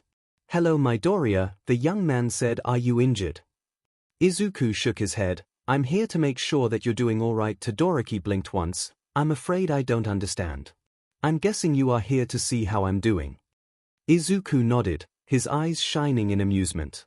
Todoroki gave him a small smile, thank you. I'm just fine. Recovery Girl simply wants to be certain that I am not suffering from hypothermia. Izuku nodded in understanding and turned his attention to the TV. It was showing the fight between Tokoyami and Uraraka. It didn't last long. Dark Shadow quickly threw the Gravity Girl out of bounds. It wasn't a good matchup for the brunette, seeing as how Dark Shadow can defy gravity and is able to stretch itself far enough that she wouldn't have been able to reach Tokoyami. President MIC announced that Izuku should head to the field. Tokoyami didn't need any time to prepare, so they figured that the next match should start as soon as possible. Izuku waved goodbye to Todoroki and slipped out of the infirmary. The white-haired teen strolled towards the entrance to the stadium, but footsteps slowed him. They were all too familiar. A heavy hand landed on Izuku's shoulder, turning him around. Where's your smile, my boy? Yotsubashi asked, his face twisted in what looked more like a grimace than a smile. Izuku's face twitched into a smile to appease his father, but the man merely backhanded him, sending him crashing into a nearby wall.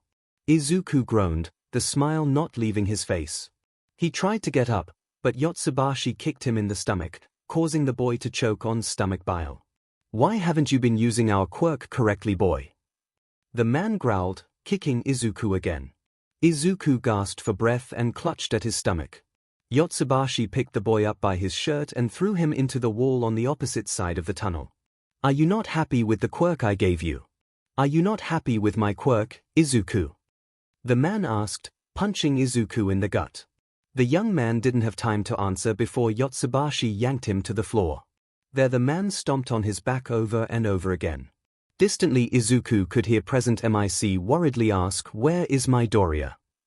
Yotsubashi grabbed Izuku by the collar and dragged him up so that they were face to face. "You go out there and you show them our quirk. You smile the entire time. Be happy with what I have given you, or I won't hesitate to punish you." Izuku shook with terror, but his crooked smile stayed on his face. Yotsubashi was about to slap the shaking young man, when his arm was stopped by a large hand. All Might stood there, his usual smile absent from his face. "What dash?" was all that Yotsubashi was able to say before he was thrown out into the stadium. He crashed into the stage, cracking the concrete and causing the audience to break out in confused murmurs. All Might walked out into the daylight, his eyes glowed a vibrant blue and his face was shadowed. The crowd, seeing All Might's clear lack of smile, gasped, watching the hero stalk over to the abusive man. Yotsubashi gave a small laugh before cackling like the maniac he was. "What is it, All Might? Are you upset that my boy will soon outclass you?" The man leapt to his feet and raced towards the mountainous hero. Yotsubashi threw a punch that was effortlessly caught. All Might lifted him into the air and slammed him into the ground before hurling him into the nearest wall of the arena. The ground and wall broke, spiderwebs of cracks marking the place where the abuser had landed.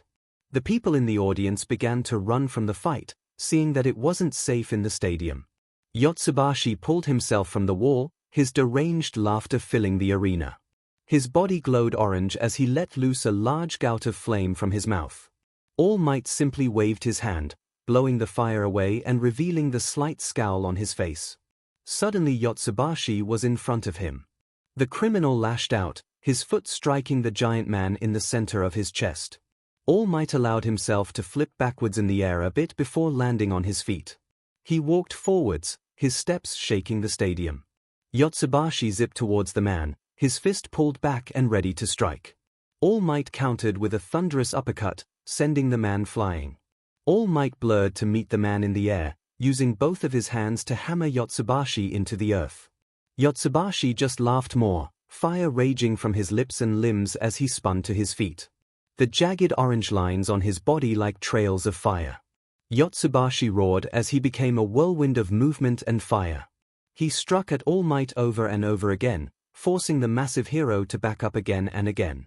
Finally All Might grabbed his leg and slammed him into what was left of the stage. The man was buried several inches into the concrete. He spat up blood, but just screeched with laughter. He pulled himself from the hole he had made, but All Might just backhanded him into the now deserted stands. Yotsubashi slowly rose to his feet, clutching at his ribs. All Might appeared in front of him again and grabbed him by his shirt, lifting the smaller man so that they were eye to eye. "Lay your hands on that child again, and I will show you the true meaning of my name," the hero growled. Yotsubashi's eyes widened and the ever-present smile fell from his face. All Might wound back and headbutted the villain, the crack of his skull picked up by the nearby cameras which were still rolling. All Might dropped the limp maniac and walked off, the yellow cape he was wearing flapped behind him. He jumped back down to the arena floor and raced into the tunnel where he had seen the abuser and his unfortunate son.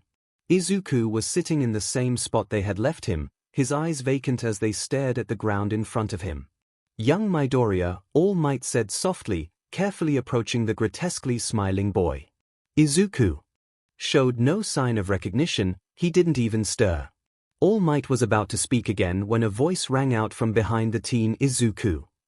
It was Jiru, Kirishima, and Todoroki. The purple-haired girl sprinted past her two classmates at a speed that shocked the veteran hero. She came skidding to a stop on her knees next to the poor traumatized boy, her hands hesitantly seeking to touch him, but she held herself back. Kirishima and Todoroki ran over as well. "I recognized that you were fighting his father, and I realized that Midoriya was not with the rest of us, so I told them what happened earlier and led them to where I suspected he might be," Todoroki explained to All Might, watching his new friend carefully. 𝐒𝐭𝐚𝐲 didn't move or react as Kirishima and Juru spoke to him, he just watched the floor and smiled his horrible fake smile. Finally Juru reached out and gently touched his arm. 𝐒𝐭𝐴 launched himself backwards, his quirk flaring and causing him to break the concrete beneath him. He flew back to the start of the tunnel, his breaths heaving. He slowly began to show that he recognized them, tears coming unbidden to his eyes. Juru ran to him, the white-haired boy meeting her in the middle. She threw her arms around him and they sank to their knees as 𝐒𝐭𝐴 cried, his sobs echoing loudly in the corridor. Speaking aloud, emphasis on a word or phrase, sign language, All Might speaking loudly, All Might speaking in a relatively calm voice, the audience slowly trickled back into the stadium. Thankfully Cementos was able to repair most of the damage that All Might had caused as he threw Yotsubashi around like a rag doll. The crowd was quiet as the podium carrying the winners of the sports festival rose into the arena. An announcement had been broadcast as they entered. It explained that All Might had captured a villain that attacked 𝐒𝐿, and that the boy would not be able to continue fighting. All Might entered through the tunnel he had thrown Yotsubashi out of and approached the teens. This was different from the plan, which involved him coming down from the sky, but with what happened the hero wasn't feeling very cheerful. He wore a smile, but it was smaller than his usual one. This year's award ceremony was much different than it had been in the past. It was dead silent, there were no rowdy cheers from the audience. Instead of 4 students standing proudly on the podium, there were 2. Uraraka looked down at her feet. She was glad that she had gotten a joint 3rd place with Ida, but he had vanished before the award ceremony. Apparently there was a family emergency. And with 𝐒𝐿 unable to fight, her victory felt hollow. Tokoyami watched All Might approach. He looked at the gold medal swinging from All Might's hand. He didn't deserve it. 𝐒𝐿 should be the one on this platform, receiving that medal, not him. He took pride in his victories. He knew he earned his spot in the top 4, but getting first like this. It wasn't right. All Might, Takumi called. The hero paused and the stadium leaned in to hear what the raven-headed boy was about to say. I forfeit. The crowd murmured among themselves, not understanding what the teen was talking about. They grew quiet again when he continued speaking. Midoriya is a formidable opponent. If not for the events that happened before our match, I have no doubts that he would have beaten Dark Shadow and I. To award me the title of 1st place would be an insult. Not just to myself, but to Midoriya as well. Therefore I forfeit my chance at the gold medal. I ask only that I may impart it upon him when he is well enough to receive it. At this All Might grew a massive smile. He put his hands on his stomach and bellowed out laughter so loud it rumbled the podium. Well said, young Tokoyami. You truly have the spirit of a hero. I agree to your terms. The audience exploded into cheers. Present MIC commented on how sportsmanlike that was. All Might looped the medal around both of the teens' necks and gave each a hug. He then handed the gold medal to Tokoyami and the audience roared with approval. Now what do we say to our competitors? Plus Ultra. The crowd screamed, even as All Might said, thank you for the hard work. The audience laughed and admonished the hero, but the man simply chuckled and leapt away. Meanwhile the rhythm of her heartbeat soothed the young man. She hummed a calming song for him, a classic called Achilles Come Down from a few hundred years ago. He had long since run out of tears, but the small hiccups and whimpers he had left were quieted by her hand gently brushing his hair. They sat together in the infirmary on one of the beds. 𝐒𝐿 gently began to fall asleep, his emotions having worn him out more than 10 sports festivals. He tried to stay awake, but Juru simply kissed his forehead and whispered, It's all right to sleep, 𝐒𝐿. I'm here. He won't be able to hurt you anymore. She continued to reassure the teen, and he slowly drifted off. Juru looked down at the sleeping boy, his face calm and peaceful for the first time in a while. She felt a warmth radiating throughout her as she studied him. She softly caressed his cheek, and 𝐒𝐿 leaned into it. She smiled. She loved him, and she was going to make sure that no one ever hurt him like this again. Speaking aloud, emphasis on a word or phrase, sign language, All Might speaking loudly, All Might speaking in a relatively calm voice. 𝐒𝐿 was sitting on his couch and watching the second year sports festival when Juru and her parents arrived. Juru had asked if she could come over for the rest of the sports festival to keep him and his mother company. 𝐒𝐭𝐚𝐲 had been hesitant to accept. Ever since the incident in the tunnel, he had been wary of letting anyone get too close, but 𝐤𝐸 had reassured him that he didn't hurt anyone and that she knew he wouldn't ever hurt her. This had been enough to convince the white-haired teen, so he made sure that everything was ready for her to arrive. When the doorbell rang, 𝐭 raced across the apartment, shouting, "I've got it." The reason she did this was twofold. First, of course, her little boy had just been through something very traumatic. Second was because, "Why, it's so nice to finally meet you, Mrs. 𝐤𝐸." 𝐭 said, a bright and mischievous smile spread across her face. "We have much to discuss."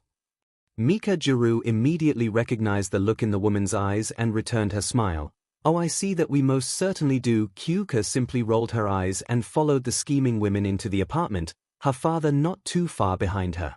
She turned the corner and blushed at the sight before her. 𝐒𝐿 had gotten up from the couch to greet his friend and her parents, but it was his outfit that caused the youngest 𝐤𝐸's embarrassment. He was dressed in a simple pair of shorts and a tank top that read "Hunk," and 𝐭 agreed. The tank top flattered 𝐒𝐿's shoulders and arms, which appeared to be carved from marble. "You're drooling," the white-haired teen signed, face as neutral as ever. 𝐭 quickly reached up and wiped her mouth, but noticed that there was nothing there. She looked back at 𝐒𝐿 and saw the devious light in his eyes. "Ha ha, very funny. How are you feeling?" 𝐒𝐿 shrugged, and that was when Kiwoka's father made his presence known. "Well, if it ain't the big man himself. How are you doing, my Doria?" the man asked, throwing his arm over the young man's shoulders. The slight raise of 𝐒𝐿's eyebrow told 𝐭 that he was immensely confused. "Dear, stop teasing him, the poor boy was put through the ringer yesterday," 𝐒𝐿 chastised as she poked her head around the corner. "Now come help us with the wed snacks." The rocker sighed in annoyance and patted 𝐒𝐿 on the back before moving to join the two women in the kitchen. 𝐭 and 𝐒𝐿 stood there in a semi-awkward silence. Ever since her realization of love yesterday, 𝐭 didn't know how to interact with the boy.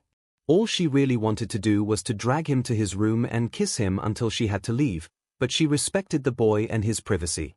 Besides, who was to say he even loved her back? It was a difficult time for her. 𝐒𝐿, on the other hand, was just glad to have his friend over, and because he didn't talk as much as the average human, the silence didn't bother him in the least. "Why don't we watch the ads? They're always fun to see," 𝐒𝐿 signed, pulling 𝐭 out of her fantasies. Sure, cauliflower head, that sounds like a good idea," 𝐭 replied, her blush only growing.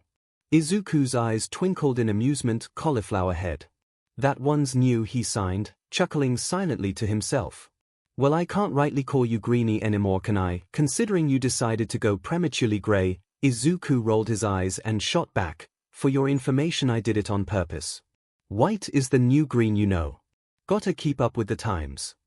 The two continued to bicker playfully as they razzed on the frankly goofy and odd ads that played before the sports festival. Their parents spied on them from the doorway and smiled. "Are you sure that they are in love?" Kayatoku signed, keeping quiet so that the teens couldn't hear him. At that moment 𝐒𝐿's hand brushed 𝐭's and they both blushed, but neither made any move to separate. "Oh yeah, 100%, 𝐒𝐿 replied, 𝐒𝐿 nodding from beside her. The adults entered the room while casually talking, pretending as if they had just arrived. It wasn't until a few minutes later that there was a knock at the door. "𝐒𝐿, sweetie, you want to get that?" "If not, 𝐒𝐿 asked, 𝐒𝐿 giving her a thumbs up before making his way to the entrance of their home. He opened the door to find All Might and Tokoyami standing awkwardly on the landing in front of him. "Greetings, young Midoriya. We are here to give you your medal," the giant hero announced, his normal smile on his face. 𝐒𝐿 blinked in confusion before turning to Tokoyami. In the raven-headed boy's hands was the gold medal.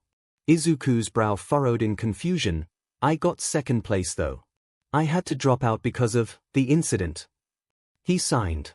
"Yes, you would have had to forfeit the first place title, were it not for young Tokoyami beating you to the punch," All Might answered, translating so that Tokoyami could understand what 𝐒𝐿 was saying. "He insisted on giving you the gold medal and first place because he felt as though you would have beaten him in your fight. His only condition was to award you the medal himself." Tokoyami nodded in affirmation. "Indeed. It would have been a most one-sided battle, and the fact that you were unable to compete simply because some villain decided to attack you is unacceptable. Please accept this, Midoriya, you certainly earned it from your hard work. Izuku studied the medal apprehensively, feeling as though Tokoyami was underselling himself. Finally, after thinking about it more, Izuku realized that the raven-headed boy was correct. Izuku's quirk would have been the perfect counter to Dark Shadow. Thank you, Izuku whispered, bowing to the two men. All Might chuckled as his smile grew more genuine, and Tokoyami blushed under his feathers, murmuring what a mad banquet of darkness. Tokoyami took advantage of Izuku's bow by slipping the gold medal around his neck. Izuku stood up with a soft look on his face, tears barely welling in his eyes. I sincerely hope that your day turns out better than yesterday, Midoriya. I will see you at school. With that, the raven-headed teen walked off, All Might sweat dropping before following the dramatic teen. Izuku walked back into the apartment, the medal hanging from his neck. When he entered the living room, he noticed that the Gyarus and his mother were smiling at him knowingly. He sighed and rolled his eyes before taking his place on the couch between his mother and Kyuka. The apartment was filled with snide remarks and laughter for the rest of the day. Meanwhile, Bakugo was shivering as he watched replays of the first year's sports festival. Seeing Izuku win up until the very end whipped the blonde into a frenzy. That walking punching bag should be the one out here freezing, and he should be the one winning everything. It was unfair. No matter what he did, the explosive teen just couldn't understand why everyone suddenly gave a SHT about Izuku. Sure, the teen had somehow cheated his way into getting a more powerful quirk, but Bakugo was still the best. He'd show them. He'd show them all. He walked back to the underpass he had been sleeping under for the past day or so. When he first escaped those amateurish cops, he had considered going to his parents' house, but he realized that not only would that be the first place they looked, his shitty but parents would try to keep him there so that they could try and get him help or some stupid SHT like that. He didn't need their help. They were the ones who needed help. That was when he fell through a portal made of purple mist. When he regained his bearings, he noticed that he was in a dark room with a copious amount of medical machines. Ah! Katsuki Bakugo, there you are. I've been looking all over for you, son, a voice called out from the shadows. You wanna go? Bakugo growled, small explosions popping off of his hands. No, my dear boy. The voice replied placatingly, I just noticed your condition. What, you wanna fix me too? The blonde snarled. Not at all. I just wanted to offer you my assistance. After all, the Hero Society has wronged us both, the man responded, a smirk evident in his voice. I think that you and I could team up. Show this world that the strong truly do rule. You want me to be a villain, Bakugo stated angrily. They have already labeled you as such. But no, my dear boy, I want you to become a revolutionary. My associates and I are rebelling against this corrupt system, and we will establish a better world. One where those like Izuku Midoriya know their place. The voice lectured. At the mention of his childhood punching bag, Bakugo growled maliciously. He had to admit, the offer was tempting. Besides that, the voice was right, he was already called a villain. What's in it for me? Bakugo asked, his scowl calming a bit. The voice chuckled, darky power, more than you could ever dream of, a safe place to sleep, and revenge on those who have wronged you so. Bakugo thought for a moment before nodding. Excellent. Kurogiri, if you would. A portal appeared next to the blonde, but before he entered, he gazed deep into the dark corner of the room. And what do I call you? I have many names, but you can call me Sensei. Speaking aloud, emphasis on a word or phrase, sign language. All Might speaking loudly, All Might speaking in a relatively calm voice. The next day of school started out normal enough. Izuku met up with Jiru as was commonplace, and together they walked to UA. What was not commonplace was Ida rushing in behind them. Izuku's normally neutral face shifted the slightest bit, turning into a small frown. He was hyper-observant. It helped him to avoid those who were having bad days as they were more likely to hit him, and Ida was showing all of the signs of distress. He walked up to the blue-haired teen who was distracted by his shoes, and tapped him on the shoulder. Ida turned in confusion. What is it, Midoriya? He asked. Izuku merely pointed to him before making the universal symbol for OK, his question clear even to those who don't speak JSL. This threw Ida off. He had been trying his best to appear normal. The fact that Izuku picked up on his tense behavior scared him a little. The teen cleared his throat before putting on a fake smile. Of course I am all right. I just happened to sleep in a little, but I will make sure that it doesn't happen again. Izuku's expression remained stoic, but Ida could see the disbelief in his eyes. The white-haired teen could tell that he was lying, and it frustrated Ida to no end. Now if you'll excuse me, we must be heading to class, the bespectacled boy announced, his tone angry. Izuku flinched back a little, but nodded. Ida Power walked off, not seeing Jiru's scowling glance as she moved to comfort Izuku. When class officially started, Aizawa walked in with a sigh. We are doing something today that many of you might consider fun, but I expect you all to remain quiet while I explain everything, got it? The class nodded, barely restraining their urge to chat excitedly.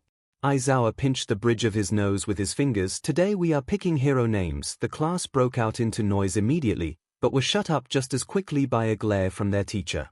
I'm not good with this, so before he could finish, the doors slammed open as Midnight made a dramatic entrance.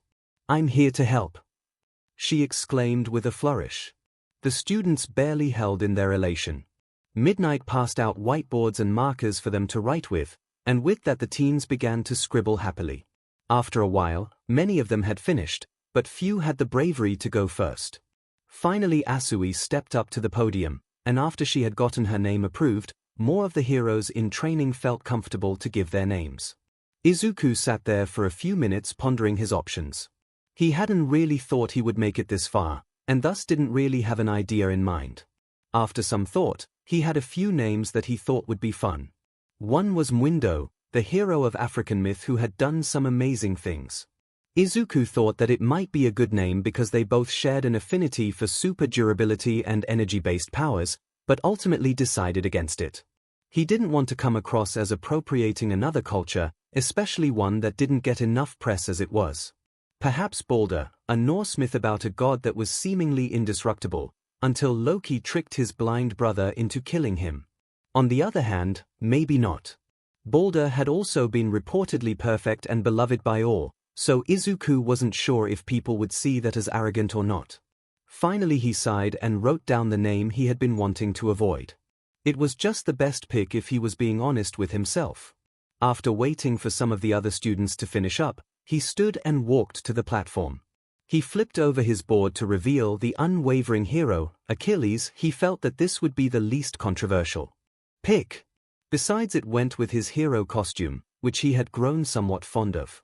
Are you sure, Midoriya? Midnight asked. I don't think there are any heroes named Achilles, but this might set a bad precedent for your hero career. People might think your heel has a weakness, or even that you're completely indestructible. Izuku nodded. He still thought Mwindo was a cooler mythological hero, but Achilles was less likely to earn him any anger or confusion. Midnight shrugged. If you're set on it then okay I guess. With that Izuku took his seat. After the rest of the class finished with their names, Ida and Todoroki picked their given names, something that worried Izuku. The class moved on. Now we will be discussing your internships, Aizawa announced. He pressed a button and their names appeared on the board behind him, the number of internships they had received next to their names. Most of them got around 10, with those who made it to the tournament scoring closer to Izuku, and Todoroki on the other hand had a couple thousand. Izuku was happy though, as he knew that All Might wanted to take him on as an intern for the week. When he caught sight of Ida's choice though, he paused. Manuel. Stationed in Hosu, where the hero killer was last spotted. By Ida's brother, who was now injured. Yeah, this looked bad. Izuku had an idea though. All Might usually patrolled wherever he wanted, and what better hero to take down a hero murderer than the best hero ever? Right. Speaking aloud, emphasis on a word or phrase, sign language. All Might speaking loudly, All Might speaking in a relatively calm voice. So you're saying that you think that young Ida is stationed in Hosu with Manuel so that he can take on the hero killer? All Might asked, scratching the back of his head. He had noticed early on that Izuku was troubled by something, a fact that All Might was secretly proud of. Izuku nodded sadly. Is there any way that we can patrol that area? Or at least stay close in case something happens? The blonde man smiled at him. Why, of course. We'll go tomorrow and check on them. Meanwhile, I'll get in touch with Manuel and let him know what's going on. For the rest of the day, Izuku and All Might moved around his agency building and studied most of the jobs and typical paperwork that goes into an agency. All of the workers were happy to see All Might and greeted him warmly. The large man made small talk with them, translating questions from Izuku from time to time. That night Izuku didn't sleep too well. He was kept up thinking about Ida and if he was okay. When he finally fell asleep, a nightmare plagued him through the night. Splatters of blood, flashes of white and grey, a feeling of helplessness, and voices rushed through his head in an unintelligible blur. Finally he woke up, feeling a sharp pain in his arm that faded quickly. When he met up with All Might, the man informed him that they would be going to Hosu later that day. Manuel was set to patrol with Ida that night and they were going to join them. Izuku couldn't shake the bad feeling that had persisted with him since that morning. Something was going to go wrong, he could feel it.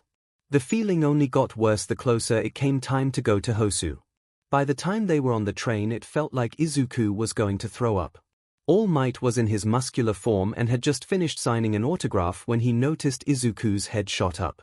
"What is wrong, young me?" Before the man could finish, the side of the train imploded. A hero had been thrown through the side of the train and was now groaning in pain at Izuku's feet. As Izuku took away the woman's pain, All Might looked out of the hole that she had been thrown through. He saw a winged Nomu flying through the air and knew that the League was causing chaos. "Young Midoriya, get the citizens to safety and protect that hero. I'll handle the situation here. You have my permission to use your quirk as you see fit." All Might ordered quickly. The large man leapt out of the hole, taking the flying Nomu with him. Izuku pointed at one of the passengers. "Call 119, he said this quietly, but left no room for argument. The man nodded and quickly set about his task. Izuku jumped out of the hole to follow All Might, but the man was long gone by now. The white-haired teen was running from roof to roof trying to find his mentor when he heard the sounds of a skirmish. Ida knew that what he was doing was wrong. He tried to talk himself out of it multiple times, but every time there was a voice telling him that he needed to keep going. "You must get revenge for Tensai," it whispered. "He was one of the greatest heroes ever. And that hero killer took that from you. From the world." The voice spat. Ida was ashamed that he agreed. He was running to get help for the attack that had broken out when he heard it. Someone crying out in pain. He turned and sprinted down the alley.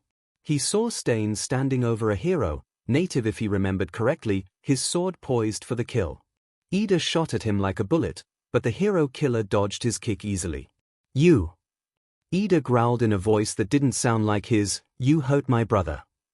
The villain glared at him indifferently, as if Ida was some bug that had landed in the food he was about to enjoy. You're yet another fake.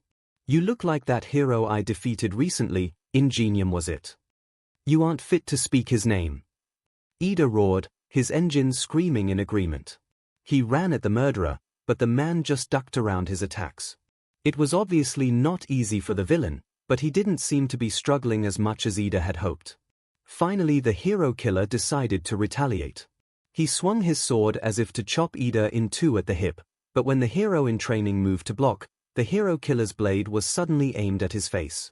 The bespectacled boy managed to move enough that the sword merely skimmed the side of his helmet, but a sharp pain exploded in his abdomen. He looked down to see a knife sticking out of his stomach. A clinical part of his brain told him that as long as he visited a hospital soon the damage shouldn't be lethal. Ida used the wall to his right to turn around and dashed a few meters away from Stain, breathing hard from exertion and pain. Before he could really recover, however, he watched as the hero killer liked his finger, a little bit of Ida's blood getting onto his tongue. That was when the blue-haired boy felt his muscles lock up. He crashed to the ground, thankfully on his back. "This proves how corrupt our society is," the villain said, slowly stalking over towards the paralyzed boy. "The fact that fakes like you are allowed to be heroes is why this society of ours is so polluted with SHT. Despite claiming to be a hero, you ignored the man that needed your help, just so that you could get your revenge." Ida spat blood out into his helmet. "I never claimed to be a hero." The hero killer now stood over him. "It doesn't matter now, you will die like the rest." "Like some." The man lifted his sword. Ida closed his eyes, secretly begging for someone to help him. There was a commotion and Ida opened his eyes again. There was Izuku, the armor of his costume shining bronze in the dim lighting. He was standing between Ida, native, and Stain with his shield and spear at the ready. Another one. The hero killer lamented, "What have you come for? Do you seek glory? Or maybe vengeance?" Izuku didn't respond verbally. Instead he took a ready stance, his left foot slightly in front of his right, which was now perpendicular, his spear at his side, and his shield raised to defend against the villain in front of him. "You're here to protect them. Perhaps you are not cut from the same cloth as them. Let's test that, shall we?" Stain pondered. Suddenly he rushed forwards, swinging his sword diagonally to cleave Izuku in half. The white-haired teen stepped into the attack, surprising all present. He used his shield to knock the villain's sword away from him and punched him in the gut, white lines glowing like a flashlight beneath his skin. The hero killer flew back a few feet, but recovered almost instantly. Stain reached behind him before flashing his hand forward, sending 3 knives sailing at Izuku. The hero responded by swinging his shield sideways, unleashing a gust of wind that blew the knives into the wall. Stain rushed at him again, but this time Izuku met him with a move of his spear. Izuku's superior reach kept the hero killer from closing in. Stain tried to circle clockwise around the boy, but Izuku moved out with his spear yet again, cutting off that path. This was a mistake, however, as the villain took advantage of his outstretched arm. He used his sword to deflect Izuku's spear and planted a solid kick to the teen's torso. Izuku grunted at the surprising strength of the kick and stumbled back a few feet. Stain pressed on this, drawing a hunting knife and slashing at the white-haired boy's spear arm. Izuku spun sideways, protecting his arm and torso with his shield. The hero killer used this opportunity to leap off of Izuku's shield into a backflip, causing the hero to trip over himself and struggle to get his bearings. Stain kept up the pressure, using roundhouse kicks to push Izuku farther and farther towards the street. Just as Izuku was getting used to the repeated attacks, Stain swayed it up and swept Izuku's feet out from under him. While the white-haired teen was distracted, the hero killer turned and rushed towards Ida. He swung his sword, ready to kill the boy. Only his extensive training kept him from being taken out of the fight. He shot off to his left as Izuku's spear rocketed past him. He turned to find the teen right behind him, the white lines on his skin shining brightly in the dark alley as he rammed Stain with his shield. The hero killer was sent tumbling head over heels. He was about to get up when Izuku's armored boot came down at him. He rolled out of the way, kept on the defensive as Izuku continued to try and curb stomp him. Finally the teen let up enough for Stain to stand up, but that was only because Izuku had retrieved his spear. They paused for a second, both breathing heavily, when the villain realized their position. They had fallen back into the same positions as when the fight started, but now they were at least a good 20 feet from where they had begun. "You fight well, but I have a job to do," the man growled. Izuku didn't look intimidated in the slightest. Stain swept his sword at Izuku, mirroring his attack from the start. Izuku once again stepped into the attack, but unlike last time the hero killer smirked and swung his blade lower, towards Izuku's unarmored shin. This forced the white-haired teen to block the attack using his spear, jamming it into the ground to save his leg from being cut open. Meanwhile Stain grabbed a knife from his belt and stabbed at Izuku's open arm. Izuku lunged backwards, but it was too late, the blade scratched along his arm. The villain smiled in triumph before looking at the knife in his hand. There was no BLD. He gaped up at the teen in confusion. Where there was supposed to be a cut on the boy's arm was a harsh red line. No BLD, just irritated skin. Izuku stabbed out with his spear, nicking the hero killer's arm and drawing a bit of BLD. This caused Stain to see red. He attacked with new fervor, slashing and hacking at Izuku like a maniac. Izuku tried to retaliate, but Stain was like a wall of blades and fury. After a few minutes of battle, the two separated once more. That was when the hero killer started laughing hysterically. Izuku looked down in confusion and saw there was a singular cut along his leg, just enough to draw a small river of BLD. "Don't let him drink your BLD." Ida cried from the ground. Izuku's eyes glowed with power as he readied an eye blast, but he was too late. Stain liked the BLD off of his sword and Izuku crumbled to the ground. He could just see Ida and Native laying motionless near to him. Stain's boot stepped down in his line of vision and the villain leaned down to speak to him. "You put up an excellent fight, young hero. Perhaps with some time and training you can defeat me. You focused on keeping me away from the others, I could tell. I deem you worthy of killing me someday, but for now I have a job to do," the hero killer said, his breathing heavy but triumphant. He moved over towards Ida and stood above the armored boy. "Any last words?" Izuku tried to move. He did everything. He tried to wiggle his toes, clench his fists, twist his neck, but no matter how hard he tried, he couldn't move anything but his eyes. It wasn't until he tried to move his leg and was shocked by pain that he got an idea. "You're nothing but a murderer," Ida hissed. "You preach about removing the filth of society, but it's just so that you can get your sick kicks." Stain sighed. "Then you know nothing." He raised his sword and was sent flying by a metal boot to his face. He got up slowly and spat out blood, confused by the unexpected attack. When he looked over at Ida, he scowled in shock. "This cannot be. I used my quirk on you." Standing there protectively over the fallen heroes was Izuku. The white lines on his legs glowed like a bonfire and white lightning flickered over them. He was using his quirk to manually STMLT his legs into motion. The lines and lightning spread to his torso and he slowly straightened up. From his helmet, he glared at the hero killer, his eyes shining like stars. "Stay away from my friend," speaking aloud, emphasis on a word or phrase, sign language, All Might speaking loudly, All Might speaking in a relatively calm voice. The hero killer was shocked. Not once in his 31 years of life had anyone been able to overcome his quirk with sheer willpower. This gave Izuku time to get used to moving his muscles manually. He was sending shocks through his nervous system and forcing himself to keep going, something that was unbelievably painful. If it meant that the two injured people behind him got a chance at life, he would gladly let his quirk tear him apart from the inside out. Izuku began to walk forward in a drunken sort of gait, causing Stain to back up in confusion. His mind simply couldn't understand how it was possible. He snapped out of it when Izuku began to run. "I was right. You are worthy of killing me, young hero. But that day will not be today." The villain cried, a sick smile on his face at the heroism of the teen in front of him. Izuku's only response was to lash out with a hefty roundhouse. The hero killer dodged out of the way and swung his sword at Izuku's chest. Izuku's arm jerked up in time to block the attack with his shield. He then turned to look at the man. Stain dropped to the floor as two beams of plasma shot out of the boy's eyes, carving twin holes into the wall behind him. The hero killer went to sweep Izuku's legs out from under him, but when his leg made contact it felt like kicking a metal rod. The villain leapt back just in time to avoid Izuku's punch. A crater formed where the hero in training had struck. The teen straightened out again and Stain growled in anger. He moved out with his sword, hoping to non-fatally maim the boy, but before it could even get close, Izuku jumped into the air. With a grace that seemed impossible, the teen landed on the villain's sword standing straight up. The man looked up to see Izuku's glowing white eyes glare at him before the boy tried to kick him again.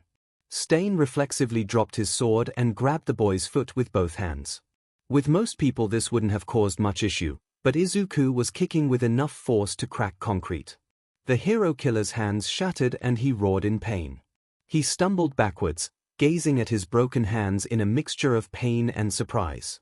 Just when the hero killer thought that things couldn't get worse, the electricity that had been racing over Izuku's body shut off. His quirk had just worn off, and he had been struggling to keep up with the teen before he had two fractured hands. Izuku planted a foot in the villain's chest and sent the man tumbling head over heels down the alley. The white-haired teen calmly grabbed his spear and strode over to Stain. The hero killer wouldn't give up that easily, however. He grabbed a knife with his teeth and tried to kick Izuku. Izuku blocked with his shield, cracking the man's shin with the force. Stain made a desperate lunge with the knife in his mouth, but Izuku simply headbutted him. The hero killer's eyes rolled into the back of his head and he fell to the ground, unconscious. Izuku yanked his cape off and used it to hogtie the man. He doubted that the villain could do much considering the injuries that he had sustained, but the teen felt that it was better safe than sorry. With that he strode over to the two fallen heroes. Ida finally regained feeling and stood up, clutching the wound in his stomach. Midoriya, are you Auri-? He would have continued if it weren't for the slap to his face. He turned his head back in shock and confusion and saw that Izuku was glaring at him. Midoriya, you must be better, he whispered, and Ida's eyes blew wide. His brother had said the exact same thing to him the last time they had met. You must be better than him. You must be a hero. That is what your brother wanted. Ida began to tear up. He held back sobs as he nodded. Izuku laid a comforting hand on his shoulder and squeezed lightly, enough to tell the blue-haired boy that he was there for him. After a few moments, Ida straightened up. I will call the authorities, watch over the hero killer, and I will tend to native. Izuku gave the teen a half-mocking salute and walked over to keep an eye on the villain. Ida began first aid on the pro-hero as best as he could, but there was only so much he could do. Thankfully the man was not too injured, so as long as he got medical attention soon he should be all right. Ida looked down at the knife still buried in his gut. Part of him wanted to pull it out, but he knew that it would only cause the injury to get worse, so he took a seat next to Native and waited for the ambulance to arrive. When it did, the group heard one of the policewomen gasp, they really caught the hero killer. It wasn't long until they were being loaded up into the ambulance. Izuku was about to get in with them when someone screamed. Suddenly the boy was gone. Ida looked up to see him being carried. Really hurt you, but it's not impossible, 𝐭𝐽 cried, frowning at her son. Izuku hung his head in shame. Ida interrupted. 𝐭𝐽 turned to look at him and he continued, Midoriya saved my life. I made a poor decision based on anger and almost got myself killed. Had Midoriya not been there then I would not be here. 𝐭𝐽's expression softened and she sighed. Ida sat up. Besides, if he could deal with the man who attacked him at the sports festival, then the hero killer shouldn't be much of a stretch. After all, that was his father, right? The air in the room got tense. Aizawa and All Might both realized that Ida crossed a line, but 𝐭𝐽 handled it with grace. Yes, that was Izuku's, the man that I had Izuku with. He wasn't always like that. When it was just me and him he was one of the sweetest people in the world. Then something changed. He got in touch with his father again and we found out I was 𝐵. After that he turned. Well, he began hitting me and threatening me. Then when Izuku was born he mellowed out a little. When Izuku's quirk didn't come in, he thought that maybe they shared the same quirk and he just wasn't using it right. His abuse got worse. I wanted to leave him, but the one time I tried, 𝐭𝐽 rubbed her neck as if phantom pains were revisiting her. I learned my lesson then. After a while Izuku showed no signs of developing his father's quirk, so Hisoshi left for America to learn more from his father. It wasn't until the sports festival that he returned. The room was quiet for a while as everyone processed what was said. Finally 𝐭𝐽 broke the silence. Izuku, please try to keep out of danger next time. I'm glad that you saved lives, but I want you to be as safe as possible. The white-haired teen nodded. And Ida, I'm happy that you're alright. I'm sorry for dumping all of that on you. Now let's talk about something more upbeat. How about the time that Izuku ripped the front door off of its hinges on accident? Izuku blushed and tried to silence his mother as she began her story. By the end of visitation hours, everyone had been laughing so hard that Ida had reopened his stitches, but Izuku was just happy to make another new friend. Speaking aloud, emphasis on a word or phrase, sign language, All Might speaking loudly, All Might speaking in a relatively calm voice. Izuku and Ida were told to spend the rest of their internships at home healing. This made it much easier for them to text each other. Ida had originally been trying to use his time to get ahead in his schoolwork, but Izuku helped him to realize that it was better for him to rest now while he could and stay on track. This meant that they were both in front of a TV when the first news story about Stain came out. Izuku didn't know how to feel as the news anchors discussed back and forth about how heroic and brave his actions were. While he had to admit to himself that they were right, it was still weird for him to accept praise like theirs. Several news stations had tried to reach out to him for a statement, but All Might had told him that it would be best if he didn't go through with it without the proper training and contracts signed. This had not stopped the media from having a frenzy with the fact that a student had defeated a villain that many pros had lost their lives to. Izuku had just shut off the TV when his phone began to ring. He raised an eyebrow in surprise.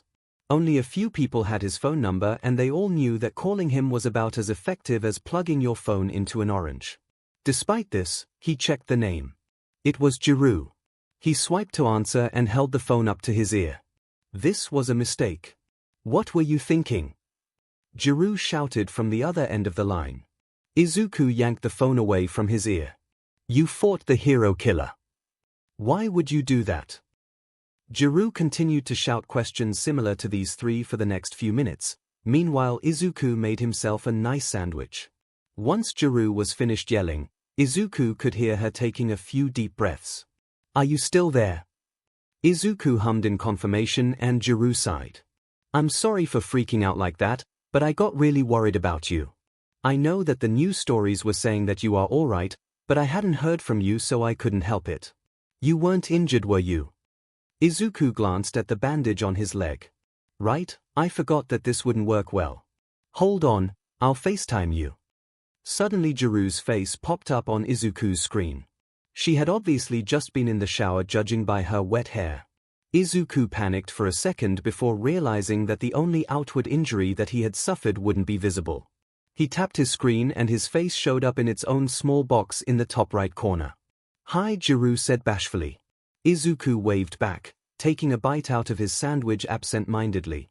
𝐤𝐸 scowled. Did you make that before or after you picked up the phone? Izuku looked around the room guiltily and signed before. 𝐤𝐸's scowl deepened and Izuku began to sweat a little. That was when the purple-haired girl burst out laughing. The melodious sound more than made up for the yell that 𝐤𝐸 had started the call with. When 𝐤𝐸 looked back at Izuku, her smile made his heart skip a couple beats. I'm glad to see that you're alright. Izuku gave her a thumbs up and took another bite of his sandwich.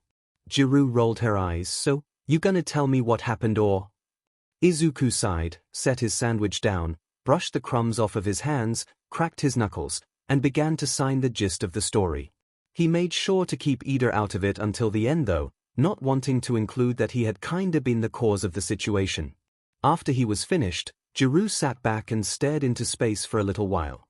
Izuku used this time to polish off his sandwich and place his plate in the sink to wash later. That was a lot, 𝐤𝐸 said finally, her face filled with concern. Izuku nodded. Yeah, it was very stressful at the time. 𝐤𝐸 scratched the back of her head sheepishly.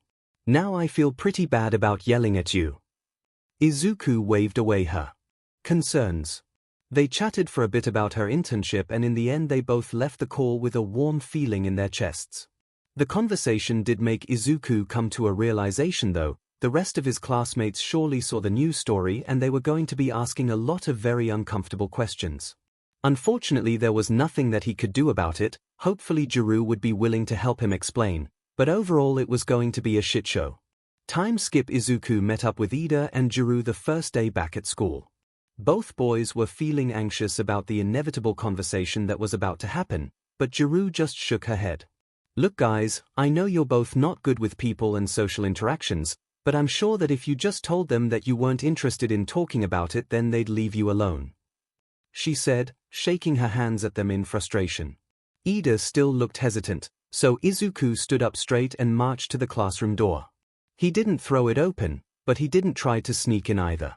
He just opened it, walked in, and sat down while the rest of the class gawked. Ida and 𝐤𝐸 made their way over to stand near him, almost as if they were trying to block him from view. Kirishima also jumped up to stand near them, not bringing up the subject that was on the entire class's mind. The tension was thick enough that the class could almost cut it with a knife. Mina was about to speak up when Aizawa flung the door open. The students jumped. I know that you all want to ask Midoriya about what happened during the internships, but he is obviously not the talkative type. If he feels inclined to tell you about it then you may ask more about it, provided you don't go overboard. Otherwise I want no reports of you all harassing him, am I understood? Aizawa growled. The teens nodded along quickly. Aizawa then turned to Izuku. If anyone is pushing you about this or anything else for that matter please come and let me know. Izuku spared a glance at the others in the class who could understand sign language to make sure they weren't paying attention to him when he replied. Will do Uncle Shouter. The class, minus Izuku, leaned back as Aizawa's eye twitched in annoyance. He grumbled something under his breath that 𝐤𝐸 pointedly ignored before continuing, Now we have a new student joining us today. He is transferring out of Gen Ed because he showed potential in the sports festival. Please help him feel welcome. Come and introduce yourself, 𝐿. The purple-haired teen stalked through the door and next to the podium. I'm Hitoshi 𝐿, as I'm sure you guys are aware. The class mumbled, unsure of how to feel about the boy considering what he had said to them before the sports festival. Despite this, he bowed and kept talking. I'm sorry everyone for what I said to you the last time we talked.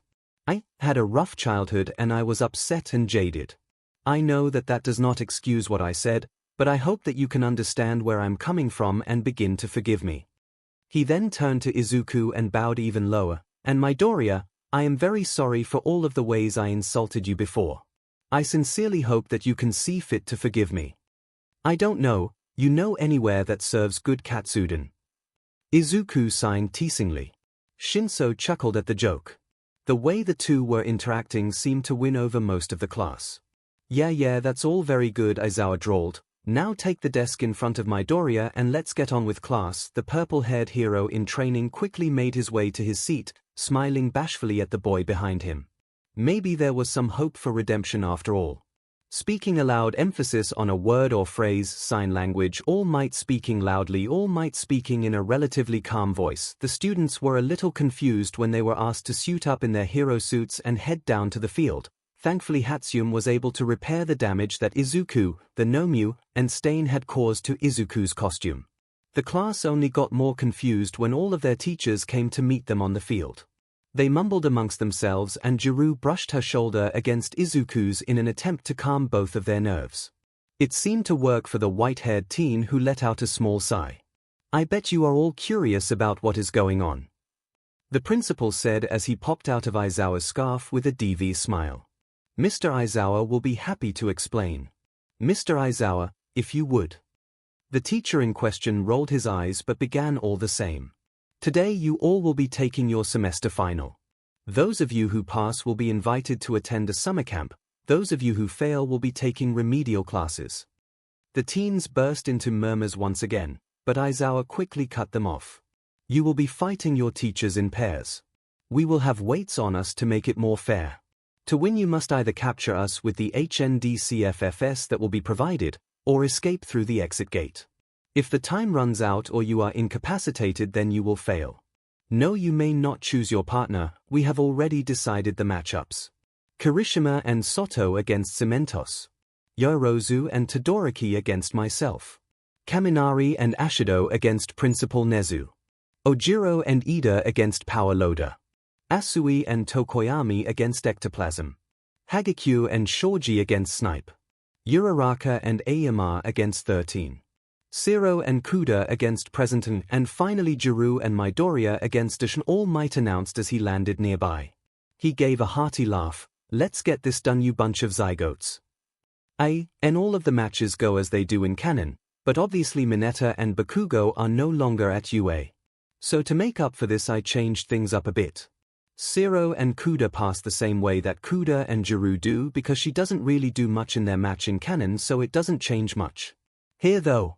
The other students were off to their exams while Izuku and Juru got on the bus to fight All Might. The prospect alone was making Izuku shake, but Juru laid a hand on his arm. Aizuit. We'll be alright. What's your plan? They made their way to the back of the bus and began to sign back and forth with their plan. All Might made sure not to pay any attention to what they were saying to make it more fair for them, but he was very curious about their plans. When they arrived they had hammered out something that they wouldn't really describe as a plan, but it was the best they had. This is going to be a shit show, isn't it? Juru groaned. Language, Izuku chided, but Juru just rolled her eyes and bumped her shoulder against his. You know I'm right. What are we supposed to do against someone like All Might? You're strong enough, but I don't have the power to keep up with the two of you. Begin the exams. Midnight called out over the loudspeakers. She didn't have anyone to fight against, so she was going to be acting as mediator with Recovery Girl. As soon as she had spoken, Juru's head perked up and her eyes widened. Izuku realized the problem and activated his shield, pulling the purple-haired girl to his chest and bracing for impact.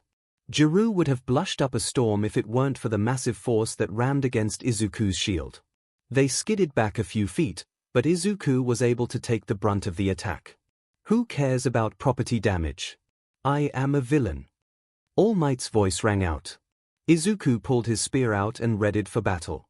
Jiru rolled her shoulders. Let's do this. She set a hand on Izuku's shoulder. Good luck. Remember the plan. With that she sprinted off to the side. Izuku took a deep breath before his eyes began to shine with bright white light. From under his helmet twin plasma beams shot out and down the road towards where All Might was certainly coming. He heard a girlish yelp that was definitely not Jiru and braced himself. A wall of air pressure slammed into his shield and knocked him back a few feet. This one was much more concentrated than the initial one. The lights from Izuku's quirk spread throughout his body just in time for All Might to appear in front of him. Izuku ducked as the hero threw a massive haymaker. He moved his spear towards the man's chest, but the giant simply batted it aside. He reached out for Izuku, but the white-haired teen dodged around the grab. He faked a stab at the hero's injury, the faux villain blocking it with his hand, and instead sliced the back of his mentor's leg. All Might cried out in pain and launched another punch at his student.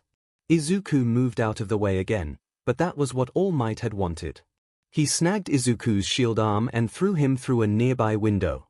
Izuku got up immediately, the glass not even cutting his skin.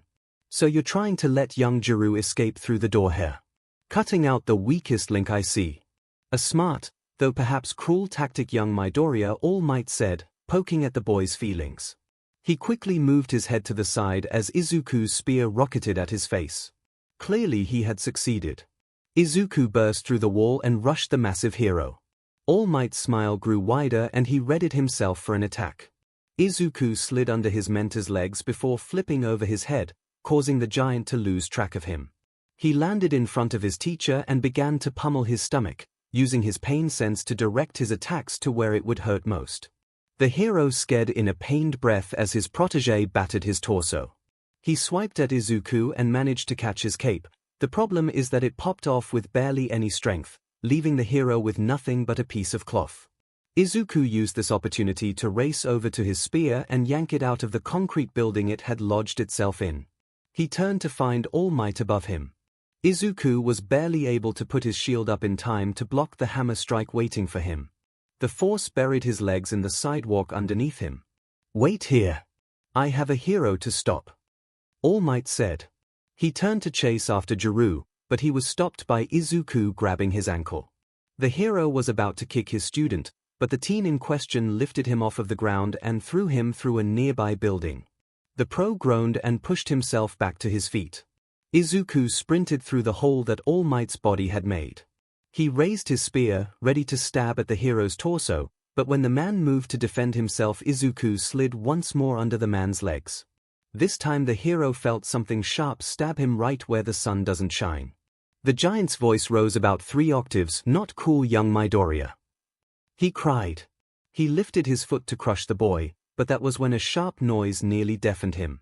He clapped his hands over his ears, but he could just barely hear Jiru shout, "Now Aizu." Izuku launched himself at the giant, HNDCFFS at the ready, but All Might was able to grab the teen before he was able to do anything. That was when Jiru landed on his shoulders. Once again the sharp noise rattled his eardrums, but this time the world began to spin. Before he knew what had happened, he found himself on his stomach with his hands behind his back cuffed together. Midoriya and Jiru pass. Midnight called out cheerily. Jiru unlocked the cuffs and helped the man to sit up. For your information, my idea was to have Aizu distract you while I ran for the exit, but he had a better plan. Izuku's expression didn't change, but there was a mischievous light in his eyes. I didn't think I had the strength to fight against you, but Aizu came up with the idea to use my speakers to throw off your balance and then use that to throw you around. It worked better than I thought it would. Of course it did. It was my plan after all, Izuku replied, clearly teasing the purple-haired teen. Jiru huffed a laugh and rolled her eyes. Yeah, cauliflower head, keep telling yourself that. I see, so you had young Midoriya distract me enough so that I assumed you were on your way to the exit gate and then have you surprise attack me once I was in position. Wonderfully done you two, All Might praised, slowly getting to his feet. Yeah, but this knucklehead almost threw you through the wrong building. Jiru said, giving the white-haired boy a fake glare. 𝐒𝐿 waved his hand around to dismiss the idea, but the two kept bickering good-naturedly as they walked towards the exit gate. All Might just chuckled and followed along. Speaking aloud, emphasis on a word or phrase, sign language, All Might speaking loudly, All Might speaking in a relatively calm voice. We should all go to the mall and get supplies for the camping trip, 𝐻𝐸 suggested. The class had just been told that everyone would be going on the trip, despite a few of them failing the final exams. The rest of the students were quick to agree, and 𝐤𝐸 looked to see how 𝐒𝐿 was reacting. Obviously he still wore a neutral expression, but she could see he was interested in joining them. How about you, Midoriya? 𝐻𝐸 asked. 𝐤𝐸 could tell that she was keeping the energy level down to not spook the boy. 𝐒𝐿 gave a thumbs up and 𝐻𝐸 bounced around happily. Once the bell had rung, the students collected their things and walked down to the train. It was pretty packed, but with the more social kids goofing off, they all found something to laugh about. It didn't take long for the train to reach their stop and their group entered the mall. As it turns out, just about everyone needed things in sections where the rest of the class was not likely to be. Instead of doing the smart thing and moving as a group around the mall so as not to lose any of the less vocal students, everyone split off to do their own thing. Welp, guess it's just gonna be me and you, Cloud Hair. 𝐤𝐸 sighed, bumping her shoulder lightly into 𝐒𝐿's. The boy in question let out a slightly amused, slightly annoyed huff of air at the nickname, but nodded. They were about to get a move on, but something caught 𝐒𝐿's attention. It was a familiar blonde head of hair. The white-haired teen took off in the direction that he had seen the person, but by the time he turned a corner they were gone. He grumbled internally at the thought that Bakugo could have been watching him, but he reasoned that he must have just been seeing things. He realized that 𝐤𝐸 wasn't with him and immediately felt bad about leaving her behind. 𝐒𝐿 sped back to where he and 𝐤𝐸 had been standing, but she wasn't there anymore. She probably assumed that he just ditched her and the growing nag in his stomach worsened. Then he saw her on a bench with a hooded man. She was clearly not comfortable. Whether that was because of the subject of their whispered conversation, or because of the man's hand that was wrapped around her neck, 𝐒𝐿 didn't know. He approached them calmly, but he was ready to leap in if things turned ugly. 𝐤𝐸 noticed him getting closer and her eyes widened in horror. Hurried signs in her lap read decay. Help. The hooded man noticed 𝐤𝐸's signs and turned to see 𝐒𝐿 standing there. Just like he had expected, it was the leader of the League of Villains, Tomura Shigaraki. White lines raced across 𝐒𝐿's skin as he prepared to break every bone in the villain's body, but the man pointed to the hand wrapped around 𝐤𝐸's neck. It was as if he was saying, "Move and the girl gets it." 𝐒𝐿 froze, but the line stayed. He wouldn't attack, but the second that Shigaraki moved off he would be ready. 𝐤𝐸 said one last thing to the villain and he seemed to reach a conclusion of some sort.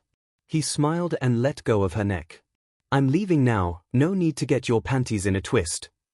The man called out. "If you attack me here I can get a few people before you take me down. For now let's part in peace, we can kill each other later." As much as 𝐒𝐿 hated to agree with the man, he knew that he had no choice. He nodded. Shigaraki walked off and disappeared into the crowd. 𝐒𝐿 rushed to 𝐤𝐸's side.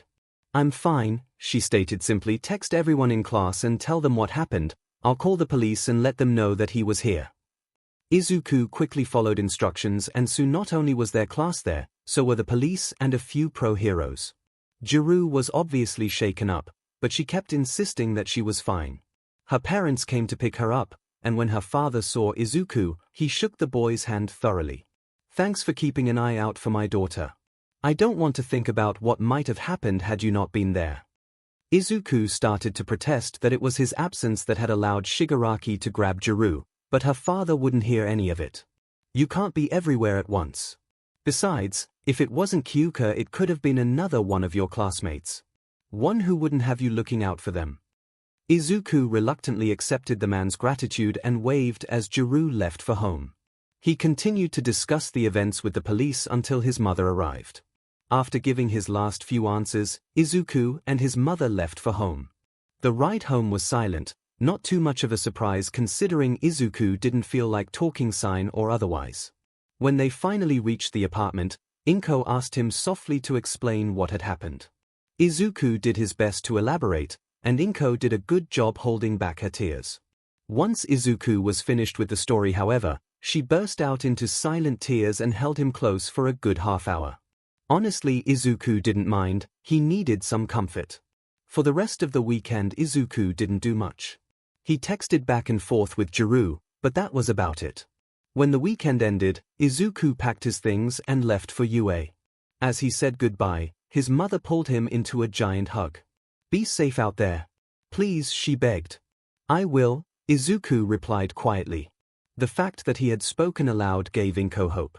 Izuku arrived early to where the class was getting picked up by the bus. The only people there earlier than him were Ida and Yorozu. He said hello to them and waited for Jiru to get there. Izuku made sure that he was seated next to Jiru on the bus by giving Yorozu the puppy dog eyes. It took a while before everyone got there and got loaded onto the bus, but Izuku was glad that he was next to Jiru. She had downloaded some old pre-quirk show called Teen Titans, and they shared earbuds so that they could watch it. Just as they were getting to the end of the series, Aizawa called for a rest stop. Izuku could immediately feel that something was off as he stepped out onto a patch of dirt. Firstly, there was no building for them to actually rest. Secondly, two of the wild pussycats were standing in front of everyone with Aizawa and a young child of unknown origin. The pussycats introduced themselves, but Izuku was paying more attention to his surroundings, wondering what could be going on. It was then that he remembered Pixie Bob's quirk. He grabbed Jiru by the wrist and tried to drag her back to the bus, but it was too late. "You guys should be able to make it there by lunchtime," Pixie Bob said with a mischievous smile. Suddenly the earth under the class erupted and threw them down into the forest below. "Good luck," Pixie Bob called out from above them. Izuku extracted himself from the rubble and flipped her the bird, causing most of the class that saw him to laugh. This was going to SCK. Speaking aloud, emphasis on a word or phrase, sign language, All Might speaking loudly, All Might speaking in a relatively calm voice. Unfortunately, they didn't make it to the camp by lunchtime. In fact, they barely arrived before it was time to eat dinner. Thankfully for them, the pussycats already had their meal prepared for them. After scarfing down their food so fast that it would put actual wolves to shame, they were treated to a bath in the saunas. Despite going to bed at a relatively late time, they started early the next morning. Before they started, Aizawa wanted to explain what they were going to be focusing on during the camp. "We have been training all of you on how to be a hero so far, however we have neglected your quirk training in favor of delivering this information to you. This camp is going to be all about improving your quirks or improving the control of your quirks. Each of you will have a specialized training regime suited for your quirk. Now let's get cracking." The day passed by quickly, and soon it was time for dinner. The students were hopeful that the pussycats would cook them dinner again, much like they had the night before. They were sadly mistaken. Through great effort, they managed to cook some pretty alright curry. To them though, it was some of the greatest food that they had ever tasted. Izuku was just about to sit down when he noticed that the young boy who lived with the pussycats, Mandalay's nephew Kuta as they had been told the day before, was heading into the forest without eating anything. Izuku looked at Jiru. The girl had been next to him the entire time and had seen the exact same thing that he had. She sighed and set her food down on the table. "Alright, let's go give him some food." Together, the friends followed the trail that Kuta took through the forest until they ended up at a cliff with a cave next to it. Kuta was sitting on the ledge of the cave and looking out over the forest. He heard their footsteps and whipped around to face them. "What do you want?" he hissed angrily. "We saw that you didn't grab any food, so we thought that we'd bring you some," Jiru replied. Izuku could tell that she was slightly annoyed at the boy's hostility, but she kept a level head. "The curry isn't phenomenal, but it's better than nothing." She set the plate down on a rather large rock near the mouth of the cave. "I don't want your stupid curry," the kid growled. "You heroes and villains are all the same. You all just kill each other pretending that you're fighting evil. You make me sick." Jiru was about to retort, but Izuku stopped her and asked her to translate. "I'm sorry that your parents died." Izuku signed. "They were trying to make this world a better place for you to live in. They were unfortunately taken away because this world is cruel and unforgiving. I understand your anger. It feels as though they left you alone, But know that they did not go into hero work with the intention of leaving you. They wanted to make you happy and keep you safe. It was clear that Izuku's words weren't having much effect on the child, but Izuku held out hope. We will head back to the lodge now. I hope that you realize how much your parents cared about you one day. With that, Izuku turned and walked off. Hold on, cauliflower for brains. She turned back to Kuta. He may be blunt, but he means well. Please eat up, it'll be bad for you if you don't. The purple-haired teen ran after Izuku and Kuta looked at the curry. Izuku's words bounced around in his head and he sighed. He picked up the food and began to slowly eat. Jiru and Izuku were still playfully bickering when they arrived back at the lodge. They ate quickly before joining the rest of the teens as they gathered around the pussycats. Tonight we are going to be doing a test of courage. You all are a bunch of strapping young lads and ladies, but tonight we are going to be putting your bravery to the test. Being a hero is one of the scariest jobs in the world, so you must be prepared for anything. We're going to have Class 1B enter the forest and attempt to scare Class 1A as they pass through to the other side. Ragdoll is at the end of the path waiting for you all to arrive. Let's get this party started. Those who had failed the exam were forced to take remedial courses rather than go through the test of courage. This meant that, of course, Izuku ended up by himself. He wasn't that concerned though. Everyone was sore from the day's training, so he was going to be able to tell where everyone was as he went through the forest. It was approaching his turn when he saw smoke. Well, what have we here? A voice called out from the forest. A man with a lizard mutation quirk exited the tree line, followed closely by a woman carrying a giant magnet. I think it's time we teach these young heroes about the true meaning of fear. What about you, Magna? I agree, Spinner. The villainess replied. The three members of the Pussycats rushed in to fight the villains, and Izuku thought of something terrifying. Only he and Jiru knew where Kuta was, and Kuta didn't know about the danger. The white lines of Izuku's quirk raced along his body as he launched himself towards the forest. He rocketed through the trees, dodging left and right as he approached the cliff. When he arrived, he saw a massive man looming over Kuta. I like your hat, kid. I'll trade you this mask for it. Kuta was shaking as he stared up at the giant man. He recognized the villain. It was the same man who had killed his parents. The villain Muscular. He knew that there was no way that he could escape, but he still wanted to call out for someone. Anyone. He didn't have to. The massive man was sent tumbling head over heels as Izuku slammed into him. The young man put himself between Muscular and Kuta.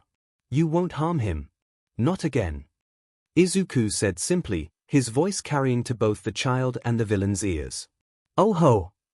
Muscular chuckled, standing up and brushing himself off.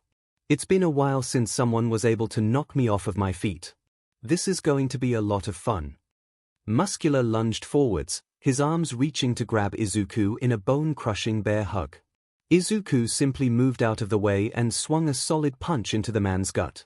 He was shocked to find that this did almost nothing. Muscular roared with laughter and smacked Izuku out of the way. Izuku quickly got back up, the pain from the blow causing his quirk to glow even brighter. He slipped past the giant villain's defense and wrapped his arms around the man's waist. He heaved with all of his might and tried to use a German suplex on the blonde. Muscular slammed his hands onto the ground and kept himself safe from the attempted wrestling move. Izuku improvised by throwing Muscular off of the cliff.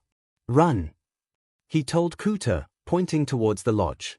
Kuta dutifully took off and Izuku breathed a sigh of relief. This relief was short-lived as Muscular leapt back onto the plateau. I wouldn't have gone after the kid, you're much more fun to play with. The man cackled. He raced towards Izuku and swung a massive haymaker at him. Izuku ducked low and tried to sweep Muscular's legs out from under him. The man hopped over the attack, but it had been a fake-out. Izuku rocketed a punch into the villain's jaw. Muscular went flying. Izuku pounced on him and began raining blows into the man's face. He would not let him hurt Kuta again. Then an all-too-familiar voice called out to him. Freeze Deku. Izuku stopped pummeling the villain and turned to see exactly who he expected. Bakugo stood there with an evil smile, Kuta clutched to his chest in a headlock. His hand was raised towards the boy's head. The non-verbal threat was clear. Stop or Kuta would be joining his parents 6 feet under. Izuku did as he was told and Bakugo smiled. Speaking aloud, emphasis on a word or phrase, sign language, All Might speaking loudly, All Might speaking in a relatively calm voice, freeze Deku, Bakugo demanded, holding Kuta in a headlock. Izuku raised his hands in the air and stepped off of Muscular. He knew the kind of damage that Bakugo could deal and he didn't want Kuta to learn firsthand. Muscular glared at Bakugo and growled, "You interrupted my fun. It was just starting to get real." He shakily got to his feet. "I don't care. Deku's my punching bag, not yours." Bakugo retaliated, sneering at the other villain. Muscular roared and threw himself at Bakugo. Bakugo grunted and 2 new arms sprouted from his shoulders. They unleashed a volley of explosions about as powerful as when he had used his gauntlet on Izuku. Muscular vanished in a ball of fire. Izuku could tell that he was still alive thanks to the pain that erupted from him, but it was clear that he was in critical condition. This was bad. "I've been waiting a long time for this, Deku. I don't know what you did to make everyone turn on me, but I'll show you your place. No one makes a fool out of me and lives." Bakugo seethed. He started to approach Izuku, his new arms pointed at the white-haired teen menacingly. "Let Kuta go," Izuku demanded. Bakugo scoffed and threw the young boy onto the ground. "I just needed him to get your attention. Now that I have it, I can deal with him later." Izuku's body began to glow. "Kuta, go." As the boy sped away, Izuku lit up like the sun. He rushed at Bakugo, but instead of being blinded and stunned by Izuku's speed and brightness, Bakugo looked unfazed. In fact, he looked pleased. Bakugo moved out of the way of Izuku's swipe, a speed that shouldn't be possible for the blonde. Bakugo gave Izuku a demonic grin and batted him away. Izuku slammed into the mountain face and groaned. Bakugo appeared in front of him and slugged him in the gut, causing Izuku to wheeze for breath. "Are you surprised, Deku?" Bakugo sneered, "You see, I met someone who understands my talents. Sensei helped me realize that I don't need to be the best hero. Heroes are weak and bound by duty. No. If I wanted to be the strongest, I had to become a villain. He gave me powers. Powers beyond you." Izuku ripped his arm from where it was buried in the rock and swung with a wild haymaker. Bakugo caught it easily with one of his extra hands. Now Deku, toys don't get to fight back." His hands grabbed onto Izuku and yanked him out of the wall. The bully-turned-villain lifted him into the air and threw him into the ground violently. Izuku tried to get up, but Bakugo stomped him flat. The blonde snagged Izuku by the hair and held him up in the air. He began to pummel Izuku with explosion after explosion. Izuku could do nothing but take the beating. His shirt burned away, his skin bruised and boiled, his bones cracked and shattered, and he screamed out in pain. Finally Bakugo let go, the following explosion sending Izuku hurtling deeper into the forest. Izuku crashed through trees and boulders like paper. He came to a rest in a small clearing. His head swam with pain and he slowly pulled himself out of the hole his body had made. There he saw Shoji and Tokoyami consumed by dark shadow. "Midoriya, help!" Shoji cried. Izuku burst into light and dark shadow retreated. "Thank you, Midoriya," Tokoyami said. "Are you Aori?" Izuku heard an explosion coming towards them and moved. He just barely managed to push the 2 teens out of the way as Bakugo decimated the area where they were standing. "There you are, Deku. Thank you for showing me where you were. I didn't want to have to go looking for my favorite plaything." Izuku struggled to get up, but before he could get off of his knees, Bakugo kicked him hard enough to send him across the clearing. Izuku shuddered. His body was shutting down from the amount of damage that Bakugo had caused to him. He couldn't give up though. If he did, then the blonde would hurt other people.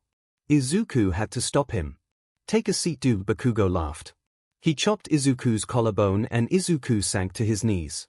Better yet, the bully kicked Izuku in the stomach hard enough to make him bend at the waist before Bakugo stepped on his head.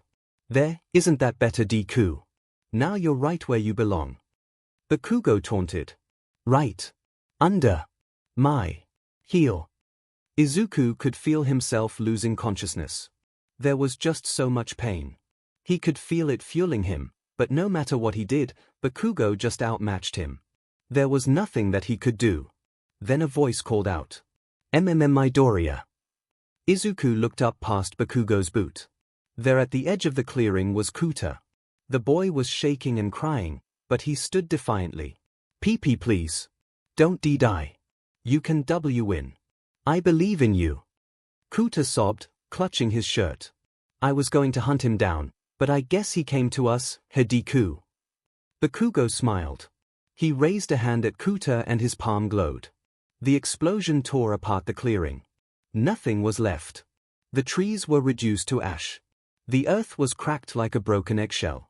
And Izuku was standing with Kuta safe and sound on the other side. The white-haired teen gently set the boy down. What you did was very brave. Izuku said softly. Now I need you to go with Shoji and Tokoyami back to the lodge. I can take it from here. Kuta looked between Izuku and the bewildered Bakugo. He hugged Izuku and ran towards the other hero students. They grabbed him and disappeared into the woods. How did you do that? Bakugo asked in shock. Izuku rolled his shoulders and began to glow again. The blonde growled, fine then. Let's do this for real. Bakugo rocketed towards Izuku, using his explosions to cross the distance in the blink of an eye. The villain spun in a circle, readying two of his hands to unleash massive explosions. Izuku stepped closer, allowing the explosions to pass by behind him. He hit Bakugo's sternum with a palm strike and sent the other boy flying. Bakugo recovered quickly and flew towards Izuku once again.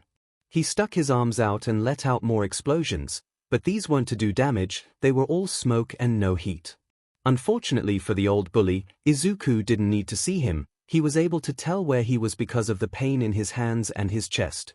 The white-haired hero dropped to the ground to avoid a fierce punch before popping up into an uppercut.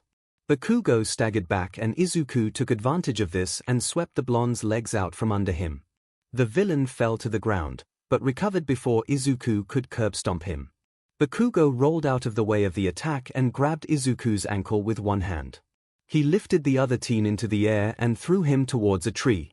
Izuku flipped himself in midair and landed with his feet against the tree trunk. He launched himself back towards the blonde at lightning speeds. Izuku held out his arm and used it to clothesline his former bully. Bakugo coughed as his windpipe was slammed with enough force to crush a boulder. All four of his hands went to grab at his throat. Izuku lunged forwards, glowing like a floodlight. He unleashed a massive gout of flames. Bakugo recoiled, but remembered that he was immune to fire. The blonde grit his teeth and swung at Izuku. Izuku had planned for this, however, and moved out of the way. He realized that fire would be ineffective, so he decided to try something else. The white-haired teen ducked down to avoid Bakugo's explosions and reached up to grab two of his arms. Izuku used as much power into his attack as he could and poured electricity into Bakugo's body. The other teen writhed in agony, spilling explosions all over the place as his other two arms flailed and seized. This only fueled Izuku's quirk, and after a minute of treating Bakugo like a lightning rod, Izuku let go. The blonde fell to his knees and smoke floated out of his mouth. Izuku could feel the pain radiating off of him, so he could tell that he had not killed his former bully. Jiru, Uraraka, and Asui burst into the clearing. Aizu! Jiru cried, barreling towards the tired boy.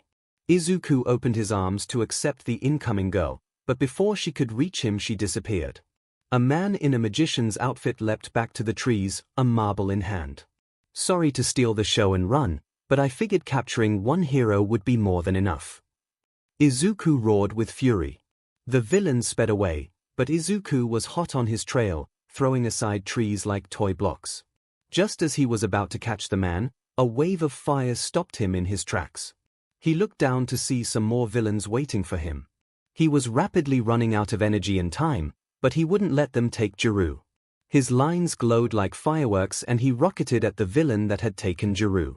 He hit him hard enough to shatter his ribcage, and the man coughed hard. This sent a marble that he had been hiding in his mouth flying across the clearing. When the marble hit the ground, it exploded and revealed a confused Jiru. Izuku could tell that the villains were going to target her again, so he put himself between them and the purple-haired girl. Come with us and we won't hurt the girl. The fire villain promised, blue flames lighting up his arms. Izuku looked behind him at Jiru. He didn't have the energy to protect her, and the villain had called his bluff. Ida and Todoroki emerged from the forest line as Izuku collapsed to the ground. Ida's engines thundered. Recipio burst. He cried, sprinting towards Izuku. He couldn't make it in time. A familiar purple fog enveloped the white-haired teen and the villains.